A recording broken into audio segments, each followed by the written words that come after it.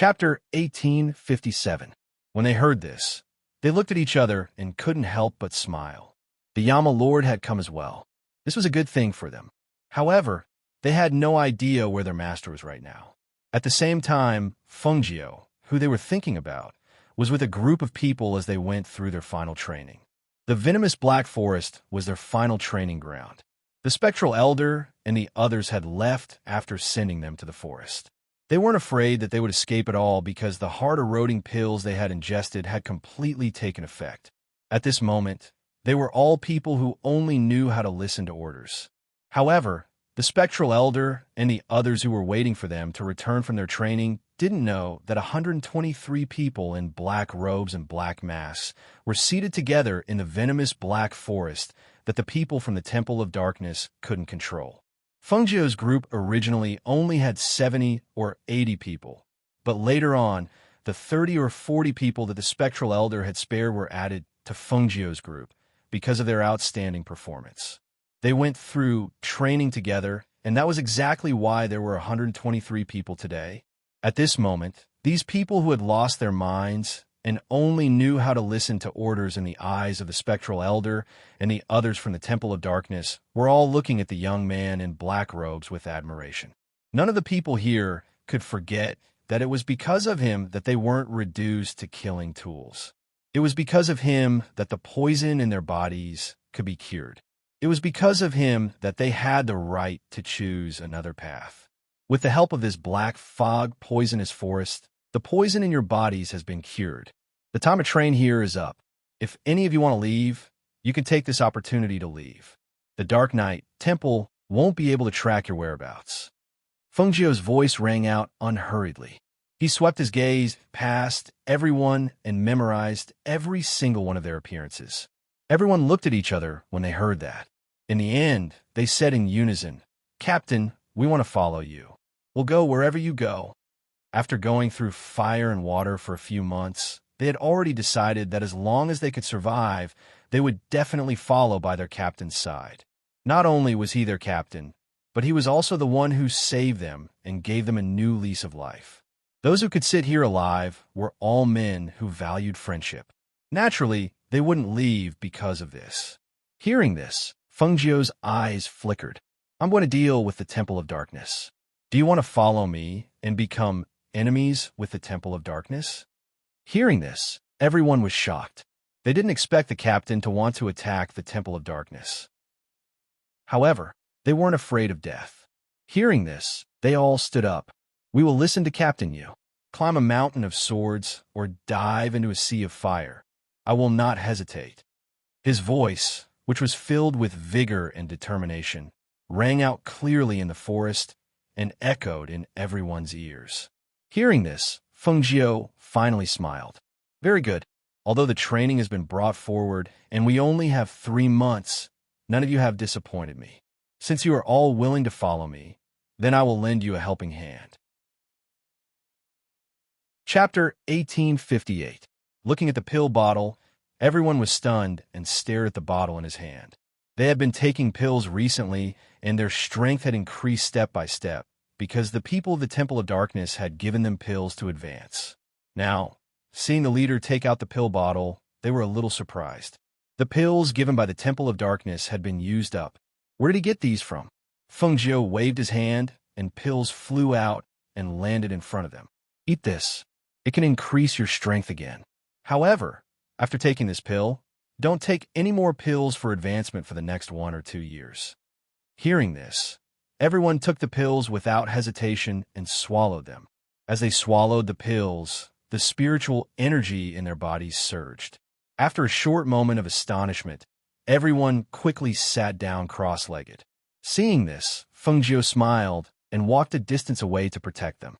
During this time of cultivation, most people's strength was around the middle stage of the nascent soul stage. Only a few people were at the early stage of the nascent soul stage. After taking Feng Jionan's elixir, the early stage of the nascent soul stage, cultivators jumped to the peak stage of the nascent soul stage, and those who were originally in the middle stage of the nascent soul stage directly broke through and entered the flying immortal stage. Among them, Lei Xiao and a few others were at the mid-nascent soul stage. The others were at the early nascent soul stage. Because of their advancement, the sky was filled with continuous thunder, which surprised the few demonic cultivators of the Temple of Darkness who were hiding outside the forest. There seems to be something wrong with the thunder. Let's go in and take a look. A flying immortal stage cultivator said to the two people beside him. The three of them went into the black, fog, poisonous forest together. They didn't follow those people who had entered the forest to train. Only a few of them stayed outside the forest and paid attention to the movements. Now, they suddenly heard the rumbling sound of heavenly thunder striking down from the sky. It was really a little abnormal. Following the place where the thunder fell, the closer they got, the more shocked they were. As soon as the first bolt of lightning struck down, another bolt of lightning struck down as well. Bolts of lightning spread out on the ground. Invisible ripples formed by the airflow spread out. The powerful pressure and aura were shocking to behold. The leader of the flying immortal stage, cultivators gasped. Looking at the powerful pressure and aura in the forest, he exclaimed, "How can it be so powerful? I'm afraid there's more than one or two flying immortal stage cultivators." They sped up and moved forward. The closer they got, the more shocked they became, until they saw a black figure standing beside a tree, playing with a mask in his hand. 100 meters behind him, a group of cultivators in black robes sat cross-legged to advance. Seeing this, they immediately stepped forward and came before the black-clothed young man. What's going on here? How can they advance by advancement? The black-robed youth, who was Feng Jiu, looked at the fairy realm cultivator in front of her. His eyes were wide open, and he looked at the scene behind her in shock. Feng Jiu's eyes flashed, and she paused for a moment before saying, "They are breaking through." Chapter 1859. "It's because they just took the elixir," Feng Jiu said as his gaze swept past the three of them. "What do you mean?" The fairy realm cultivator furrowed his brows. In the next moment, he saw the young man in front of him curl his lips into a devilish smile as he spoke in a cold voice. "That's exactly what it means." As soon as Feng Jiu finished speaking, he instantly attacked. A cold light flashed through his sleeves as a sharp dagger flew towards the fairy realm cultivator at a speed that was too fast for anyone to cover their ears with their hands. The fairy realm cultivator was shocked as he immediately leaned back to avoid the dagger that was about to slash his throat. After he took a few steps back in shock, he saw the black-robed young man's strange movement technique flash past. The dagger in his hand turned and slashed at the two nascent soul realm cultivators who had yet to react. The two nascent soul realm cultivators groaned as they fell to the ground with their eyes wide open. They didn't even have time to react. Seeing that the black-robed young man had killed two nascent soul realm cultivators, the fairy realm cultivator took a step back defensively. "Number 9, what are you doing? Are you trying to rebel?" Feng Jiu curled the corners of his lips and didn't reply to him. He only stared at him. In the next moment, the black figure flashed once again. Her movement technique was extremely fast, and her attacks were swift and fierce with killing intent. Even the fairy realm cultivator couldn't help but be shocked at this moment. Just as he was about to retaliate, his face turned pale with a whoosh. A strong force of pressure attacked him, and the shock that came from his soul caused his body to stiffen. It was as if he was being controlled by someone. He wanted to move and shout, but he couldn't do it. Whoosh! The swift and fierce blade, energy, slashed past, and the fairy realm cultivator groaned. His eyes widened in disbelief as his body stiffened and fell to the ground. Bang! His entire body fell to the ground as he stared at Feng Jiu, as if he was asking why. Feng Jiu glanced at the three corpses on the ground and took the cosmos bags from their waists. Then he condensed a flame in his palm and burned the three corpses. A day later, when everyone had completed their breakthroughs, they all stood in front of Feng Jiu with unconcealable excitement on their faces. Even though they had a lot of questions in their hearts, they didn't ask. They just looked at him with unconcealable excitement in their eyes. After interacting with him for so long, they already knew that their captain was extraordinary. But how deep was his depth? All this time, no one had been able to figure it out. Now that he had revealed such a move again, it really shocked them to the core. After all, even the advancement elixirs that the Temple of the Dark Knight had given them were not as good as the elixirs that the captain had given them yesterday. Furthermore, the captain had given them so many elixirs without even blinking an eye.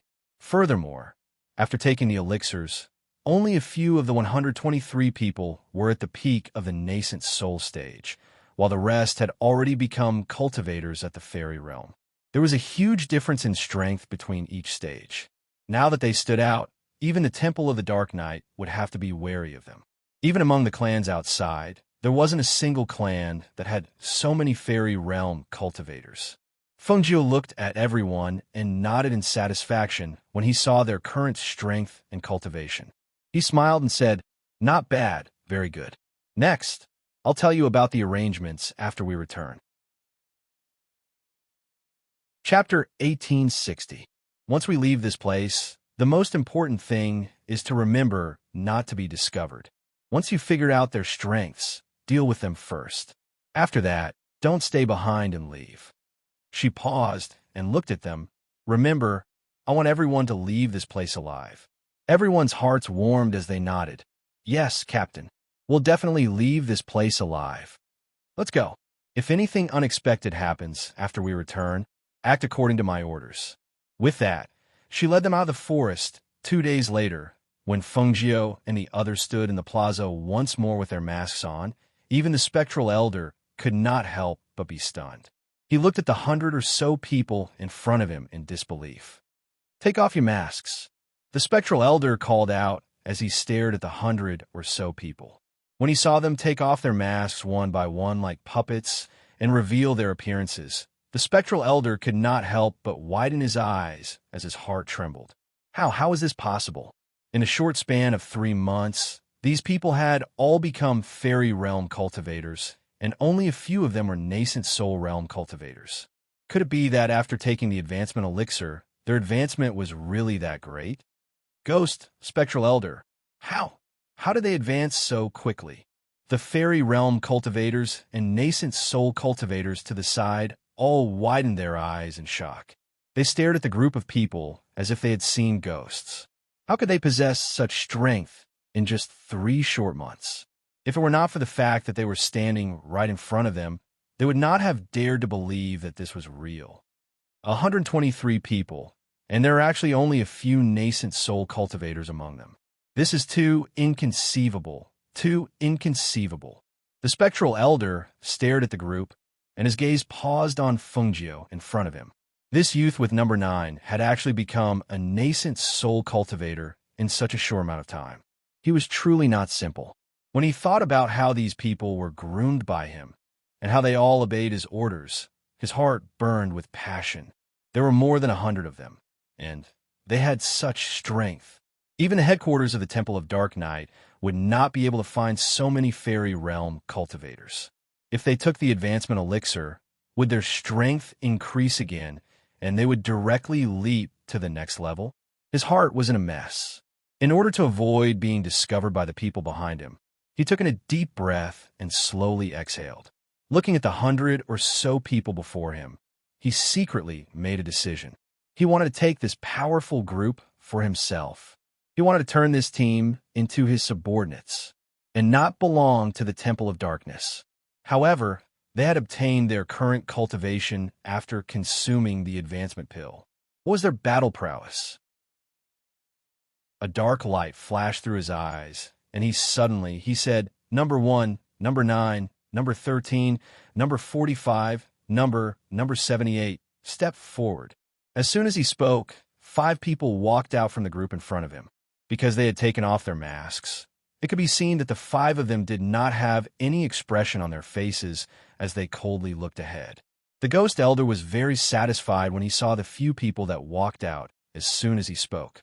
He nodded slightly, and then he suddenly stretched out his hand and pointed at the few immortal realm experts and nascent soul realm devil cultivators that stood at the side, and his voice suddenly became cold.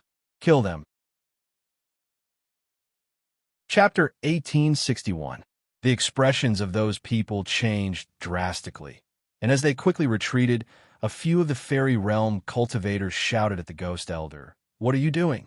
However, as soon as they spoke, an attack came at them. The fierce attack was filled with killing intent, and it was merciless, causing them to be extremely shocked. Logically speaking, they had 4 flying immortal realm cultivators and 2 nascent soul realm devil cultivators, so they should not be afraid of those 5 people. However, the moment they attacked, they were shocked, especially when the black-clothed youth among the 5 people actually dared to attack one of their flying immortal realm cultivators. This kind of courage shocked them even more. Were they not afraid of death? Oh, that's right. They were trained as suicide soldiers, and all of them had consumed heart-eroding pills. So how could they be afraid of death? These people all obeyed the ghost elder's orders, and now that he had ordered these people to kill them, they probably wouldn't stop until they killed them. Swish! A gust of wind shot out from his palm, and the fierce sound of a blade of air could be heard. The ghost elder had his hands behind his back as he watched with narrowed eyes, and his gaze fell on the 9th black-clothed young man. That young man was only at the middle stage of the nascent soul realm, while his opponent was at the initial stage of the fairy realm. There was a difference of 1 stage between their strengths, but he was still able to rely on his extremely fast speed and unpredictable movement techniques to force the fairy realm cultivator to retreat step by step, causing him to be in an extremely sorry state. He couldn't dodge in time, and his sleeve was torn by the 9th black-clothed young man. His opponent's fingers had scratched his arm, and a few streaks of blood seeped out. He grunted, and a trace of killing intent flashed through his narrowed eyes. In the next moment, he moved his hand, and a long sword appeared in his hand. He poured spiritual energy into his palm, and a fierce current of air streaked across the blade of the sword. With a swish, a ray of sword energy shot out, and it attacked the black-clothed young man in front of him. Fengjiu's face was cold, and her expression couldn't be seen. When she saw the sword energy shooting towards her, she dodged to the side, but she didn't manage to dodge it completely. Instead, she pretended that she couldn't dodge it in time, and her arm was cut by the sword energy, causing blood to seep out. At the same time, as she charged forward, a dagger from her sleeve fell into her hand, and the moment the fairy realm cultivator turned around, the dagger in her hand fiercely slashed his throat. Swish! His movements were as smooth as flowing water, and his attacks were clean and efficient. He was so fast that people couldn't help but secretly praise him. Good movement technique. When he saw this scene, Senior Ghost's eyes narrowed, and he nodded to himself. At the same time that he was slightly surprised, he was also very satisfied. Who would have thought that this brat could actually kill someone above his level? His potential was truly limitless. What was different from Elder Ghost was that although the people standing behind him all watched expressionlessly, when they saw that their captain was injured, their hearts still rose slightly. Fortunately, in the next moment, they saw that person being killed. Now that he thought about it, wouldn't it be strange if the captain was able to kill a fairy realm cultivator with the strength of a nascent soul stage cultivator without sustaining any injuries? He had dodged that attack very well. It wouldn't hurt his vitals, and it wouldn't arouse anyone's suspicions. At least, that Elder Ghost wouldn't have thought that it was their captain's intention. The others were the same as well. They attacked ruthlessly and directly at the vital points. This was the result of their recent training. They had to specifically attack the vital points of the enemy when they attacked. It was fine if they didn't attack, but once they attacked, they had to take the enemy's life.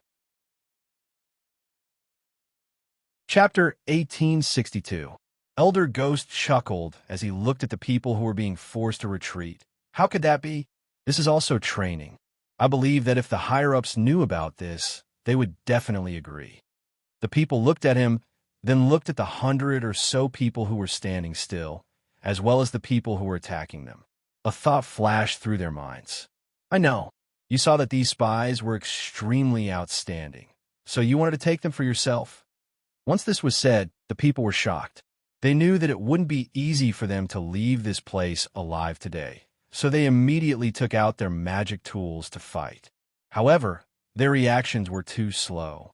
Number one and the others' attacks were fierce, and they didn't want them to leave alive at all. Whoosh! Bang! Sword energy swept past, and a nascent soul cultivator spat out a mouthful of blood before being sent flying. He fell to the ground and twitched for a while before dying. Bang! Number one struck out with his palm, sending a fairy realm cultivator flying. At the same time, the sharp sword in his hand chased after the fairy realm cultivator. Whoosh! With a whoosh, the sword pierced the fairy realm cultivator's heart. When the sword was pulled out, blood splattered all over the ground, and the smell of blood spread through the air. Not long after, the people died one by one at their hands. Only when the last person fell did Fengjiu and the others put away their weapons and stand in a line in front of Elder Ghost. Elder Ghost, they've been killed. The mission is complete. Fengjiu's voice was cold as he spoke respectfully. When Elder Ghost saw this, he couldn't hide the excitement in his eyes. Good. Very good. I've never brought a group of spies who are as outstanding as you. The survival rate is high, and every one of you is an existence that can take on 10 people. Very good. Ha ha ha ha ha. He raised his head and laughed loudly. Looking at the 123 people in front of him, he was extremely excited. With this group of people, it would be more than enough for him to rebel against the Temple of Darkness and establish his own sect. Go back and rest. I'll give you your missions tomorrow. He waved his hand and watched them leave with satisfaction. When they returned to their bunks, some of them fell back a few steps and stayed outside, while the others surrounded Fengjiu. Captain, are you all right? The wound on your hand needs to be treated quickly. Fengjiu waved his hand and smiled. It's nothing. It's just a flesh wound. As he spoke, he sprinkled some medicine on the wound and simply bandaged it. Captain, that ghost elder wants to take our team for himself, right? He's got guts. It's not courage, it's ambition. I think he wants to establish his own sect. But that's true. All of us have the strength of the fairy realm. This kind of strength is already very strong in the outside world. It's not strange for him to have such thoughts. Fengjiu raised her hand and said, It's best to be careful here. Don't talk about it for now. Let's go back and rest.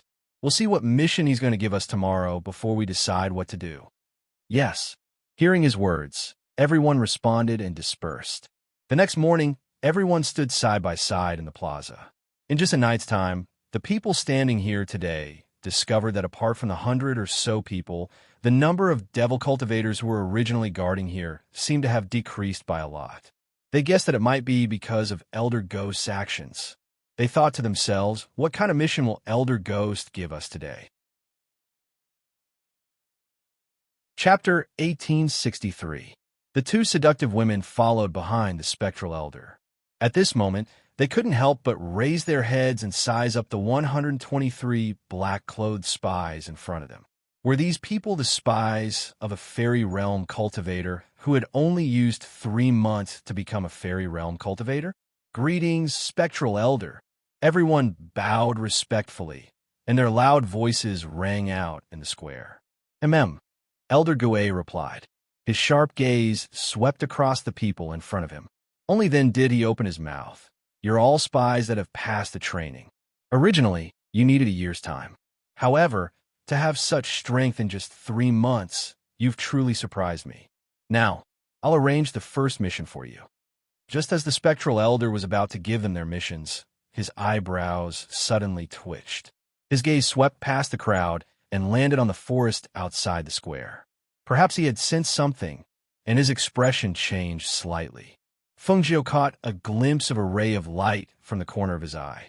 Furthermore, there were ripples of spiritual energy, and that was where the transportation formation was.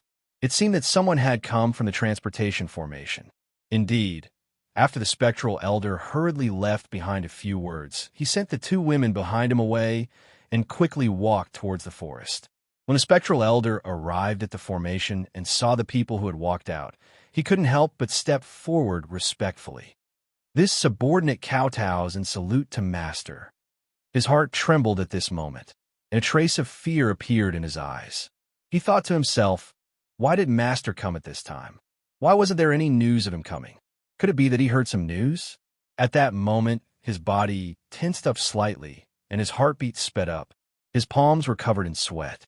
Although the Temple of the Dark Knight might not have hundreds of fairy realm cultivators, there were quite a number of cultivators who were above the fairy realm. This was especially true for the people who followed their master. Any one of them could easily destroy a town. If he were to find out that he was having second thoughts, he was afraid that, "What? Are you afraid when you see me coming?" The masked black-robed man narrowed his eyes and stared at the kneeling spectral elder. His sharp eyes seemed to be able to see through people's hearts. Hearing this, the spectral elder's heart sank, but he hurriedly said, "Forgive me, Master. Something happened here, and I didn't think that Master would suddenly come, so what happened?" The masked man in black robes glanced at him and shifted his gaze away. His gaze landed on the people standing upright in that direction. "It's like this. The fairies and nascent soul cultivators here were all killed when they fought with the spies. I haven't reported this matter yet, as I was worried that Master would blame me." "Oh." The black-robed man's voice was slightly raised as he walked forward. "Are they the spies I asked you to train? Wasn't it only for 3 months? How did he have the ability to kill the fairy realm cultivators under my command?" Chapter 1864. Hearing this, the black-robed man's eyes moved slightly, and a dark light flashed through his eyes. He walked up to the front and arrived before the 123 people. His gaze swept past them, and after sensing their strength and cultivation, he nodded to himself. "Well done." He glanced at Elder Ghost, who followed behind him. "To be able to have such strength and cultivation in 3 months, I have to say that the talent of this group of spies is extremely good. This subordinate doesn't dare claim the credit. This is all because the higher-ups gave them pills and extremely good resources to nurture them. Otherwise, it would be impossible for them to achieve such results in such a short period of time." Elder Ghost hurriedly said, "They've all taken the heart-eroding pill?" The black-robed man asked again. "Yes," Elder Ghost respectfully replied, and then he hurriedly said to the 123 people, "From now on, your master is this person before you. You must obey him absolutely and unconditionally. Pledge your loyalty to him to the death, and you won't hesitate to die 10,000 deaths. Greetings, Master." This subordinate pledges his loyalty to him to the death, and he won't hesitate to die 10,000 deaths. The 123 people respectfully knelt on one knee. Their voices were loud and clear, as if they were swearing an oath, and it clearly echoed in the square. Hearing this, Elder Ghost's heart ached. No matter how many plans are made, the plans of the heavens can't compare. He originally wanted to take these 123 people for himself, but now he could only hand over the people he'd trained for nothing. When the black-robed man saw this scene, he seemed to be very satisfied. He glanced at Elder Ghost, and then his gaze swept past the people in the first row. His low and cold voice carried a bit of playfulness. "Then let me see if you've truly passed the training." Hearing this, although the 123 people wore masks and were expressionless, their hearts still moved slightly. He wanted to see their strength. What did he want to do? Within the crowd, although Fengjiu's gaze didn't waver in the slightest like the others, when she saw the masked person before her and the people beside him, she still felt slightly surprised in her heart. If she remembered correctly, the masked man should be the man she saved in the medical center. After she entered the medical center, she smelled a rotten smell and saw the naked man, wearing only a mask. If she had known that he was the master of the Temple of Darkness, she would have killed him. Unfortunately, not only had she not killed him, she had even saved his life. "You come out." The black-robed man pointed his finger forward, and his gaze fell on Fengjiu. Seeing this, Fengjiu respectfully stepped forward and stood upright. "Use everything you have to kill him." The black-robed man extended his finger and pointed at Old Ghost. When Elder Ghost heard this, he was shocked, and his eyes couldn't help but widen. "A master, yes," Fengjiu respectfully replied. In the next moment, he instantly attacked Elder Ghost. The dagger that shone with a cold light slashed through the air, heading straight for Elder Ghost's lifeline. Elder Ghost quickly retreated and looked at the black-robed man in shock. He seemed to be in disbelief and didn't understand why he would be treated like this. "Master, what did this subordinate do wrong?" Chapter 1865. Elder Ghost's heart trembled and his gaze narrowed. And Master, before he could finish speaking, he instantly retreated and took out a teleportation scroll, intending to escape. Seeing this, the black-robed man's eyes narrowed. Just as he was about to order the people behind him to intercept and kill him, he saw the black figure in front of him dash out with a sharp blade of air. Whoosh! Hiss! Ah! As the sharp blade of air streaked past, the dagger in Fengjiu's hand shot out with a whoosh, hitting one of the hands that held the teleportation scroll. Elder Ghost's hand was in pain, and he gasped as he cried out in pain. The teleportation scroll in his hand fell to the ground. Just as he was about to pick up the teleportation scroll, a sharp gust of wind from a palm attacked him. He was so shocked that he immediately retreated, not daring to stay. When he raised his eyes and saw that it was number 9, he couldn't help but grit his teeth. Damn it, he had really failed miserably at such an easy task. He had failed. A trace of surprise flashed through the eyes of the black-robed man and the 4 people behind him. They didn't expect that this masked spy would actually be able to force Elder Ghost, who was at the peak of the fairy realm, to retreat step by step with just the strength of a nascent soul. It seemed that this group of spies was truly outstanding. Their gazes descended onto the ghost elder and the spy. They noticed that the aura emanating from the spy was only at the nascent soul realm. Normally, a nascent soul realm cultivator wouldn't be a match for a cultivator at the peak of the flying immortal realm. However, the spy relied on his strange movement technique and extremely swift speed to firmly gain the upper hand. The spy's attacks were sharp and swift. Coupled with his unpredictable movement technique, speed and techniques made up for each other's shortcomings. When he attacked, he went straight for the vital points of a person's body. There were many times when Elder Ghost almost died at the spy's hands. Young Master, this spy's techniques are very strange. His attacks are extremely fast, and his techniques are ruthless. He goes straight for the vital points. I reckon that before he was recruited by us, he should have some talent. Otherwise, he wouldn't have been able to reach such a level of movement technique in 3 months. An old man standing behind the black-robed man spoke as he sized up the movements and techniques of the black-robed spy in front of him.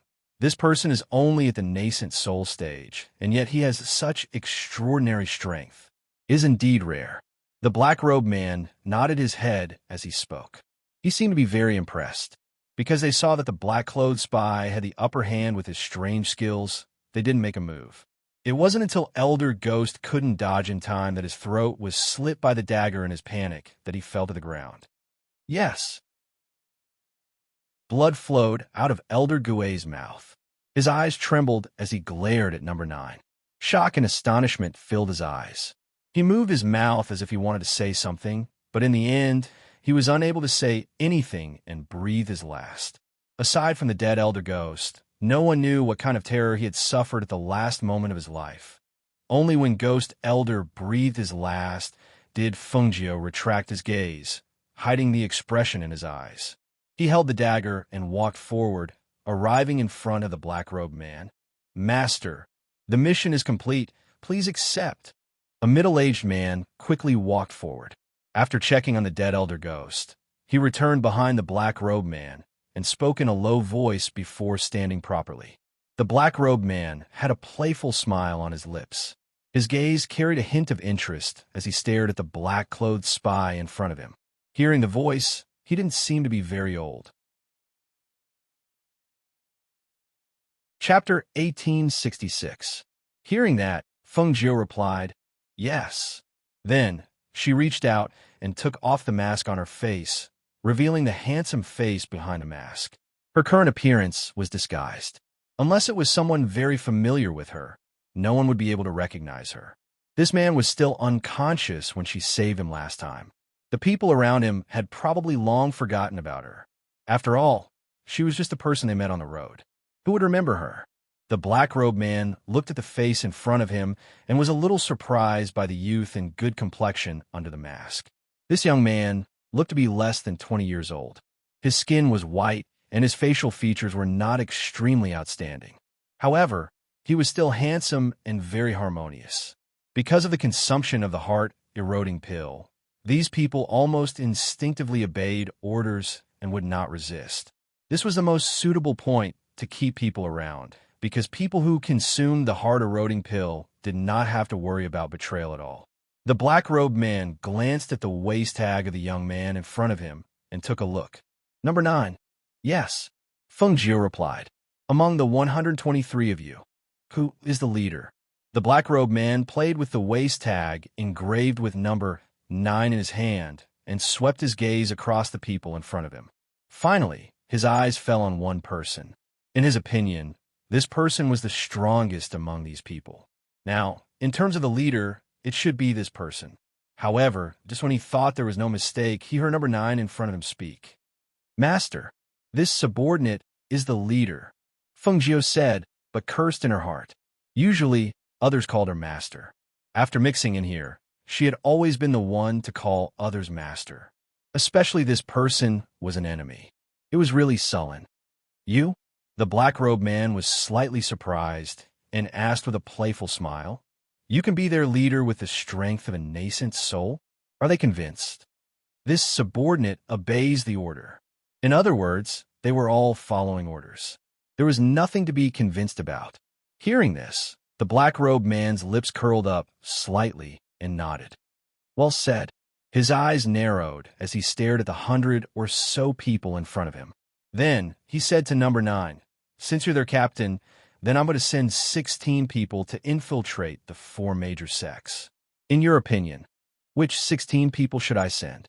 Hearing this, Feng Jiu looked straight ahead and replied in a clear voice, "Master, we are all very outstanding. Anyone who is sent will be able to do the job. We will definitely not disappoint, Master."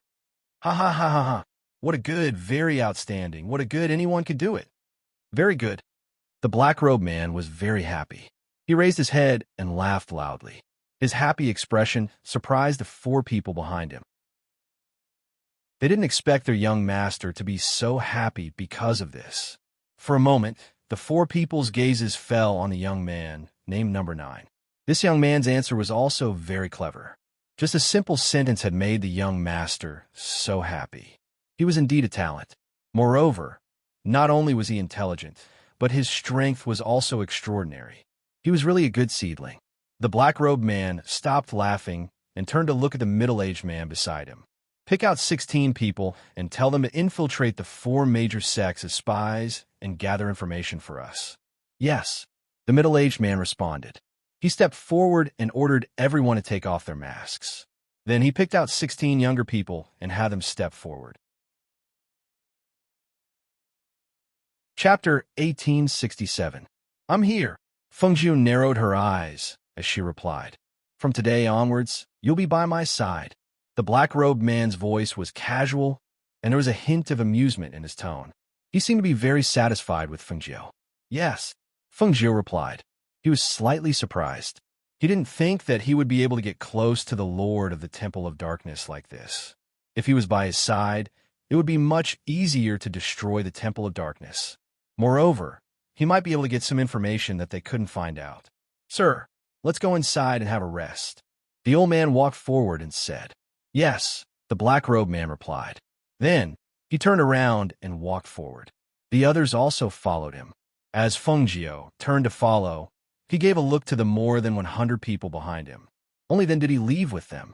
When they arrived at the place where Elder Ghost had been resting, 2 seductive women came up to them with charming smiles. Unexpectedly, before they could even get close to the black-robed man, they were sent flying with a palm strike. The 2 flew out and spat out a mouthful of blood. They fell to the ground, their faces pale and on the verge of death. "Clean them up."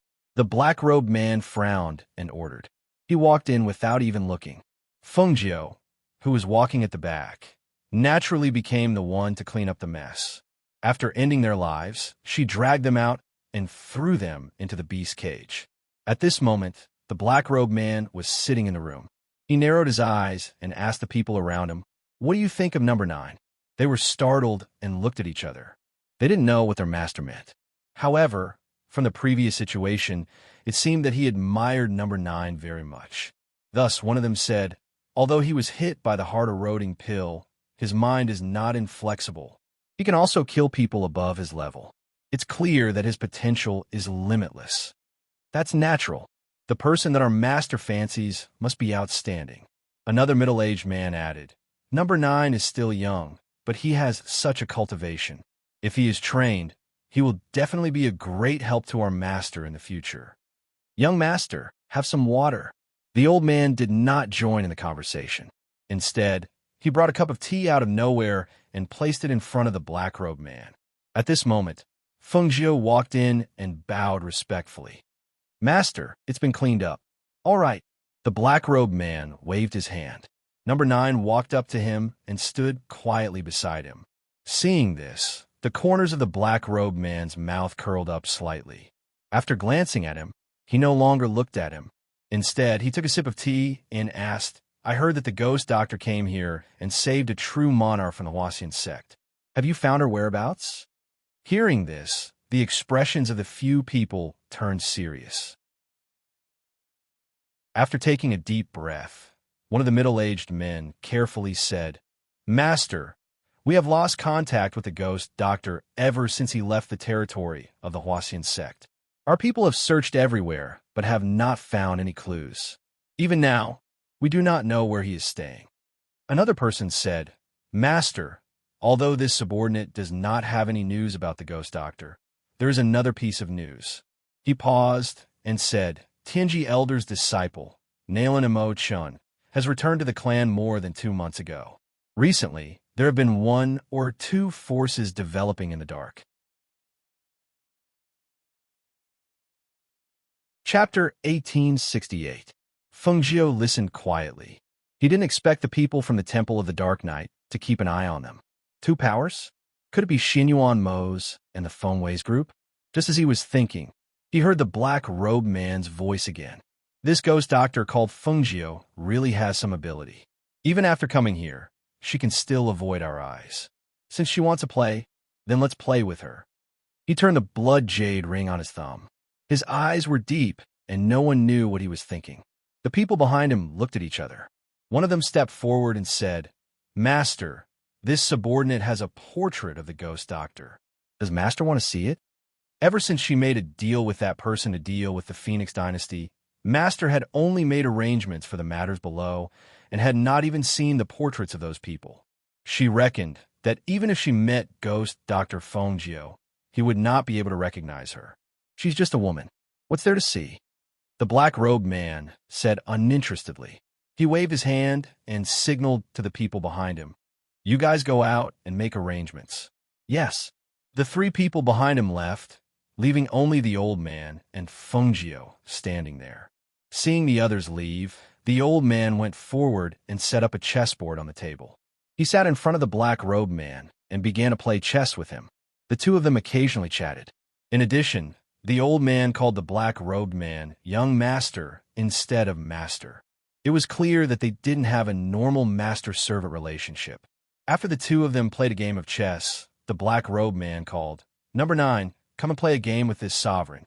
Hearing this, the old man stood up and retreated to the side to sit quietly. Feng Jiu was slightly startled.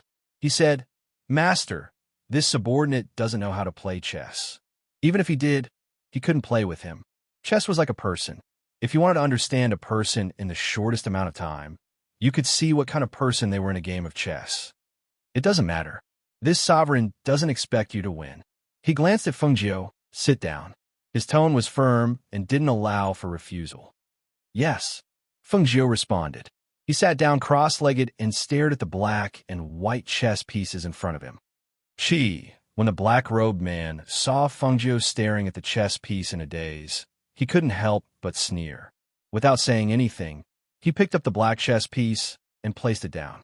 When Feng Jiu saw this, he picked up a white chess piece and placed it down as well. The black-robed man raised his eyebrows when he saw the 2 ghost stones that were close to each other. He glanced at the boy before him and picked up a black ghost stone before placing it down. The moment he placed his ghost stone, the boy also picked up a white ghost stone and placed it down. When he saw where the boy placed his ghost stone, he frowned slightly and the corners of his lips twitched. He seemed to want to say something, but in the end, he didn't open his mouth. Instead, he picked up another chess piece and placed it down. Only then did he withdraw his hand. He saw the young man place another chess piece down without thinking, and this time, he followed his black chess piece. When he saw this opening, his face couldn't help but darken. "You're playing your own game. Why are you following me?" Fengjiu looked up blankly at the black-robed man, whose eyes were filled with anger. He asked in confusion, "Can't we leave like this? Master didn't say anything. Don't follow me. Play your own game." He suppressed his anger as he picked up another chess piece and placed it down. "Yes," Fengjiu responded. He narrowed his eyes and picked up a white chess piece and placed it at the corner of the chessboard. Chapter 1869. The black-robed man glanced at the chess piece, the corner of his mouth twitching. He continued to play, but after a while, he couldn't help but let out a sigh of relief when he saw that the white chess piece had trapped him. "You've trapped a lot of your chess pieces. Do you see that? Here." He pointed at the pile of chess pieces that the young man had placed in the corner of the chessboard, blocking the way out. "Isn't this the way to play? Then how should I play?" Fengjiu asked curiously, but he snorted in his heart. It'd be better if he died from anger. "Think a way to trap my black pieces." He took a deep breath and said, "But what if this subordinate wins?" She asked carefully, as if he would win. The black-robed man sneered. "You? We'll talk about it after you win." As a result, the two of them began to play again. Fengjiu played in a disorderly manner. She placed a piece on the left and a piece on the right. Sometimes she would place her pieces far away, and sometimes she would trap her white pieces. The black-robed man did not speak again. He just endured the whole game. "I've lost," Fengjiu said as he stood up. "You didn't lose, you lost terribly," the black-robed man said, waving his hand to signal for him to step aside. At this moment, the old man next to him chuckled. "Young master, let me play a game with you?" The young man didn't seem to know anything about chess. He didn't play in a systematic manner, and placed his chess piece whenever there was an opening. He was a complete layman. "I'm not playing anymore." He narrowed his eyes and leaned back in his chair. "Go and see if they've made the arrangements. If they've made the arrangements, we'll leave. There's no need to wait until tomorrow." "Yes." The old man stood up and walked outside. Fengjiu stood there quietly, not making a sound. After about an hour, the four people outside came in together. After reporting to the black-robed man stood up and walked outside. She followed behind them. Only when she got out did she realize that other than a few spies who were sent to infiltrate the four major immortal sects, they were going to take the rest away in batches. Fengjiu followed the black-robed man and the old man and left through the teleportation array. There was a flash of light, and when he felt the fluctuations of the array again, he was already standing firmly on the ground. When she arrived here, she discovered that this was actually the back hall of the palace. Moreover, it was a palace built on the side of a mountain. She was slightly surprised. Her eyes glanced around without leaving a trace. Then, she followed behind the black-robed man and walked forward in an orderly manner. This place was very big. Even though she did not see anyone guarding the surroundings, her divine consciousness could still sense that there were many people watching her from the shadows. Moreover, judging from the hidden pressure and aura, they should all be cultivators at the peak of the fairy realm. Among them, there were even a few extremely subtle auras. If she had not been paying close attention, she would not have been able to detect them. Walking forward from the back, the person in front entered the palace, while the old man who was a few steps behind turned around and said, "Number 9. "Yes." Fengjiu looked at him. "Since young master asked you to stay by his side, from now on, you will guard him closely. As a shadow guard, you don't have to show yourself unless it's necessary. You will stay by young master's side. If he doesn't order you to, you don't have to show yourself." "Yes," she replied. Chapter 1870. She watched from the shadows as the black-robed man entered the palace and began to deal with the documents and information on the table. Even after entering the palace, he still did not take off his mask. This made her curious. Could it be that the face under the mask was disfigured?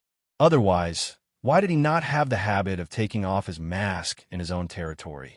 In this palace, other than the old man who was waiting at the side, there was only her and the two auras in the shadows. It was a little boring to just stand there. After an unknown period of time, she lowered her head and leaned against the wall in the shadows and fell asleep. At first, no one noticed it, until the sound of snoring was heard. The black-robed man who was dealing with the documents in the palace and the old man who was waiting at the side were slightly startled. The two of them looked in the direction of the sound at the same time with a trace of astonishment in their eyes. After the old man recovered from his astonishment, he was about to call out Fengjiu when the black-robed man raised his hand to stop him. A trace of interest appeared in the black-robed man's eyes. He stood up and walked softly to the large pillar at the back. Before he got close, he saw that the black-robed youth was facing the large pillar with his forehead pressed against it. Although he was standing straight, there was no doubt that he had fallen asleep. Moreover, he was sleeping very soundly. Faint snoring sounds came from under his mask. Seeing this scene, a sense of novelty appeared in his eyes. No one had ever dared to doze off where he was. Moreover, he was able to sleep while standing. It was simply inconceivable. Because of the novelty, he walked closer. Who knew that at this moment, the youth who was dozing off against the large pillar suddenly raised his head. That pair of dazed and sleepy eyes crashed into his eyes. Master, please forgive me. Fengjiu immediately squatted down with one knee on the ground. At the same time, he narrowed his eyes to hide the flash of annoyance in his eyes. The hall was lit with calming sandalwood, and the fragrance was light and pleasant to the nose. In addition, it was very quiet inside, and she was standing in the dark, leaning against a large pillar. She relaxed for a moment and actually dozed off. The black-robed man narrowed his eyes. A dark light flashed in his eyes. He glanced at the youth and said, "Get up. If you follow me closely, you won't even have a room to rest in. Having the ability to sleep while standing is quite convenient." As soon as he finished speaking, he walked outside. The old man glanced at the black-clothed youth and said, "Why aren't you following him?" Hearing this, Fengjiu quickly followed. When she walked out of the palace, she could even feel two sharp gazes sizing her up from behind. In the evening, in a pavilion, there are 8 delicious dishes on a stone table. The black-robed man sat there eating, and there were people holding chopsticks and small plates to serve him food. Seeing this, Fengjiu, who was standing behind him, couldn't help but mutter in his heart. He really knew how to put on an act. However, when she smelled the aroma of the food, she couldn't help but take a deep breath. This was absolutely tempting. Look at the dishes. The rice was spirit rice, the vegetables were spirit vegetables, and the meat was spirit birds. This table full of food was placed in front of her, but she couldn't eat it. It was really a torture. It must be known that ever since she sneaked into the Dark Knight Temple's training ground, she hadn't eaten a good meal. It had already been several months. If they saw her, they would definitely say that she had starved and lost weight. Thinking of this, she couldn't help but sigh inwardly. She really knew how to make herself suffer. Chapter 1871. Rumble. The sudden rumble caused the black-robed man's hand to pause. He tilted his head slightly to look at the black-robed youth standing upright behind him. "Number 9, your subordinate is here." Fengjiu took 2 steps forward and came to his side. The black-robed man looked up and saw a mask covering the youth's face. He couldn't see the expression on the youth's face. Thus, he said, "Take off your mask. You don't have to wear a mask when you're with me in the future." Yes. She took off her mask.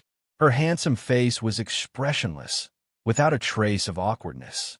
It was as if the rumbling from her stomach didn't come from her. The black-robed man put down his chopsticks and didn't eat. He just stared at Fengjiu, as if trying to see if there would be any awkwardness on his face. Rumble. Fengjiu pulled a long face and lowered his eyes. He didn't meet the black-robed man's gaze. However, just smelling the fragrance without eating made his stomach growl again. This time, even the person serving the dishes at the side was stunned when he heard this. "You're dismissed." The black-robed man indicated for the maidservant to leave. He then glanced at the young man who had narrowed his eyes and said, "You, serve me the dishes." Hearing this, Fengjiu's mouth twitched. He braced himself and walked forward. "Master, which one do you want to eat?" she asked, staring at the food on the table. She felt that all of them were delicious. "Anything." As the black-robed man spoke, he raised his wine cup and took a sip of wine. Before he could swallow the wine in his mouth, he saw the young man use his silver chopsticks to pick up every dish and put them into the bowl. In a short while, the bowl was full. "Are you feeding pigs? Let's go." Seeing this, Fengjiu moved the bowl in front of him to one side and replaced it with another. This time, he only picked up a piece of crispy bone for him. "All right, feed the dog." The black-robed man ate slowly, as if he wasn't picky about food. He ate whatever Fengjiu picked for him, but he ate very little. He only took 2 bites of each dish and didn't want any more. After he finished eating, he walked around. After half an hour, he returned to his bedroom and asked someone to prepare water for his bath. At the same time, he tossed a bottle to Fengjiu. Fengjiu took a look and saw the words "fasting pill" written on it. She sighed. She knew that she couldn't eat meat. She could only fill her stomach with fasting pills. When the black-robed man entered the inner chamber after her bath, she was ordered to guard the outer chamber. As a result, she was unable to step into the inner chamber, let alone take advantage of the night to scout around. There should be many people watching from the shadows in the inner chamber. She was even certain that there should be existences that were stronger than her. The next 2 days were peaceful. Nothing unexpected happened. However, she knew that number 1 and the others had been brought back. However, she had been following the masked man closely. Until now, she hadn't even seen what he looked like. But she knew that there were many strong people here. If she stayed here for a long time, even if she didn't meet with any accident, it was hard to guarantee that the others wouldn't be found out that they weren't poisoned by the heart-eroding pill. She sat on a pillar in the palace and looked down. On another pillar opposite her, there was a middle-aged man sitting cross-legged. That middle-aged man didn't even open his eyes, but his aura was concealed. It was obvious that he wasn't an ordinary strong person. Chapter 1872. This person was heavily protected. Even if they attacked, they would not be able to take his life. Moreover, even if Lei Xiao, Meng San, and the others were here, they could not suddenly attack without a perfect plan. Otherwise, they would suffer great losses. Furthermore, although she had been taken into the black-robed man's side as a personal shadow guard, the person in the dark seemed to still be on guard against her. Occasionally, the gaze that fell on her body would carry a trace of sizing up and probing, causing her to keep her body taut and not dare to relax. Perhaps when she dozed off that day, she gave them the illusion that she was not a threat. After all, she did not appear to be an absolute elite. Instead, she was more like a person of flesh and blood. She felt that it was because of this that the black-robed man had transferred her to his side. A black-robed man walked in from outside. He bowed respectfully and reported, "Master, Han Rong is here." The black-robed man, who was handling affairs at the desk, narrowed his eyes and closed the things in his hands. "Bring him in." At this moment, when Fengjiu, who was sitting on the pillar, heard the report from the person below, her heart couldn't help but move, and a dark light flashed through her eyes. If it weren't for her extraordinary temperament, she would have definitely revealed a flaw at that moment. Han Rong? Was it the same name? It should be. No matter what, that person should not have appeared here. She suppressed the surging emotions in her heart, restrained her aura, and sat quietly on the pillar. Then, she looked towards the entrance of the palace. When she saw a black-clothed man walking in with a middle-aged man, her eyes moved slightly. It was not him. It was not the Han Rong she knew.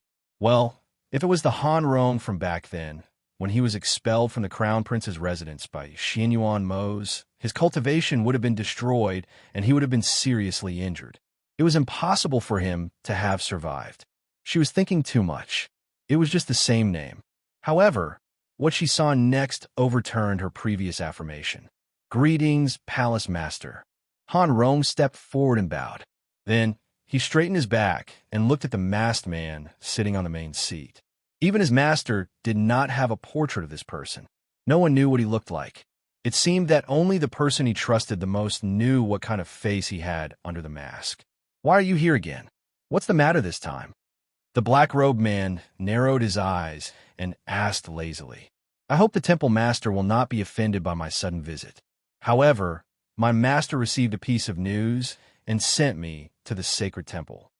As Han Rong spoke, he saw a trace of impatience in that person's eyes. Without waiting for him to ask, he continued, "My master received news that although the Phoenix dynasty was destroyed and half of the Phoenix guards were killed, half of them were trained by Fengjiu to become strong soldiers. Furthermore, even Fengjiu's grandfather and father did not die." Hearing this, Feng Nine, who was sitting on the top, narrowed her eyes and stared at the people below. Han Rong, who was standing below, seemed to have sensed it. She looked up and naturally noticed the people sitting on the upper seats. His gaze swept past those few people, and he was secretly shocked. There were actually so many experts guarding the palace master.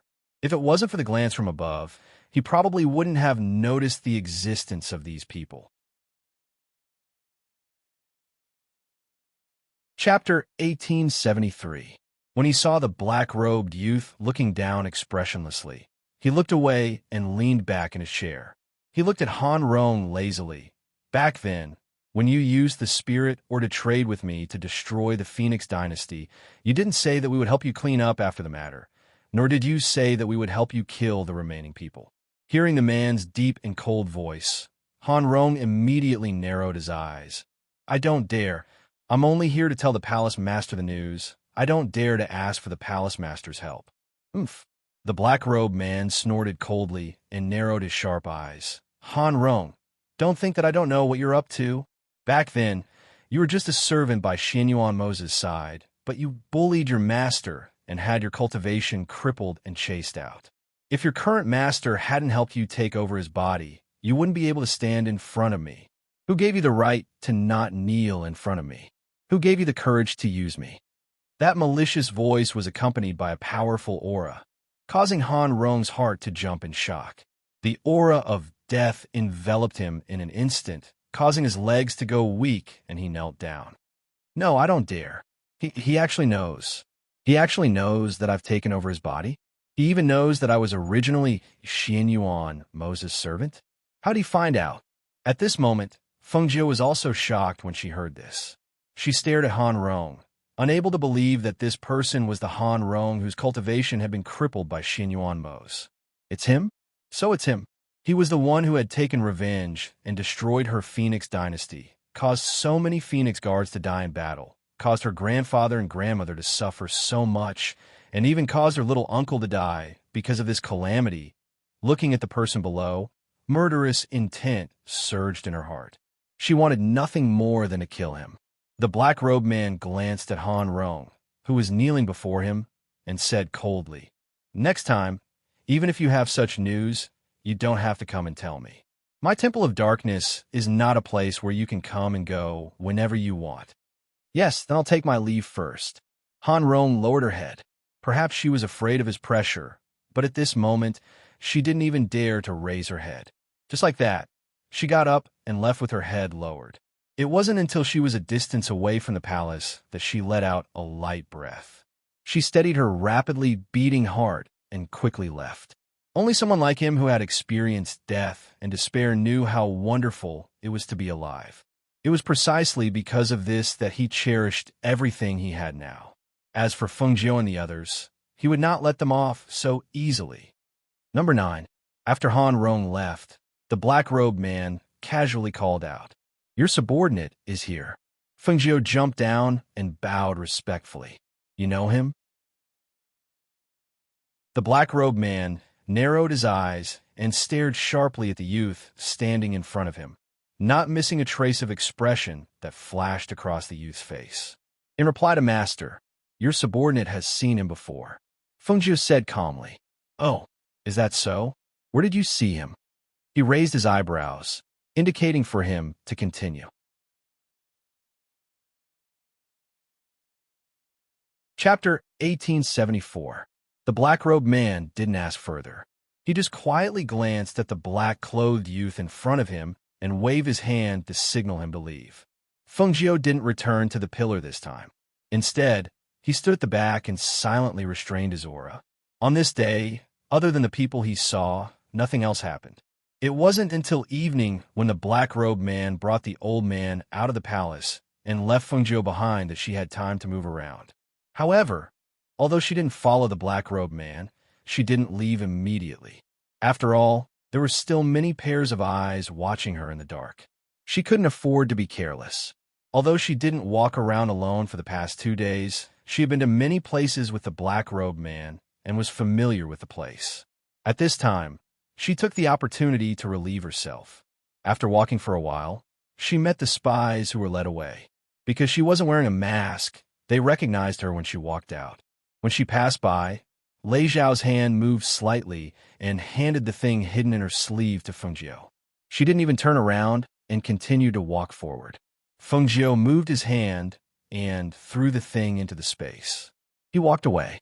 When she reached a place where there was no one, she opened the thing and saw that it was a map of this place. Could it be that they had already walked out of here? In just 2 days, he had even finished drawing the map? Her heart moved. She took out a pen and paper from the space and wrote down a note. She only had to wait for the right time to hand it to them.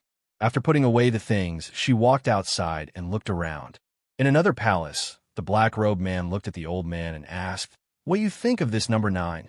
Hearing this, the old man was slightly startled. This wasn't his first time. He couldn't help but ask, "Young master, do you think there's something wrong? I do think it's a little strange.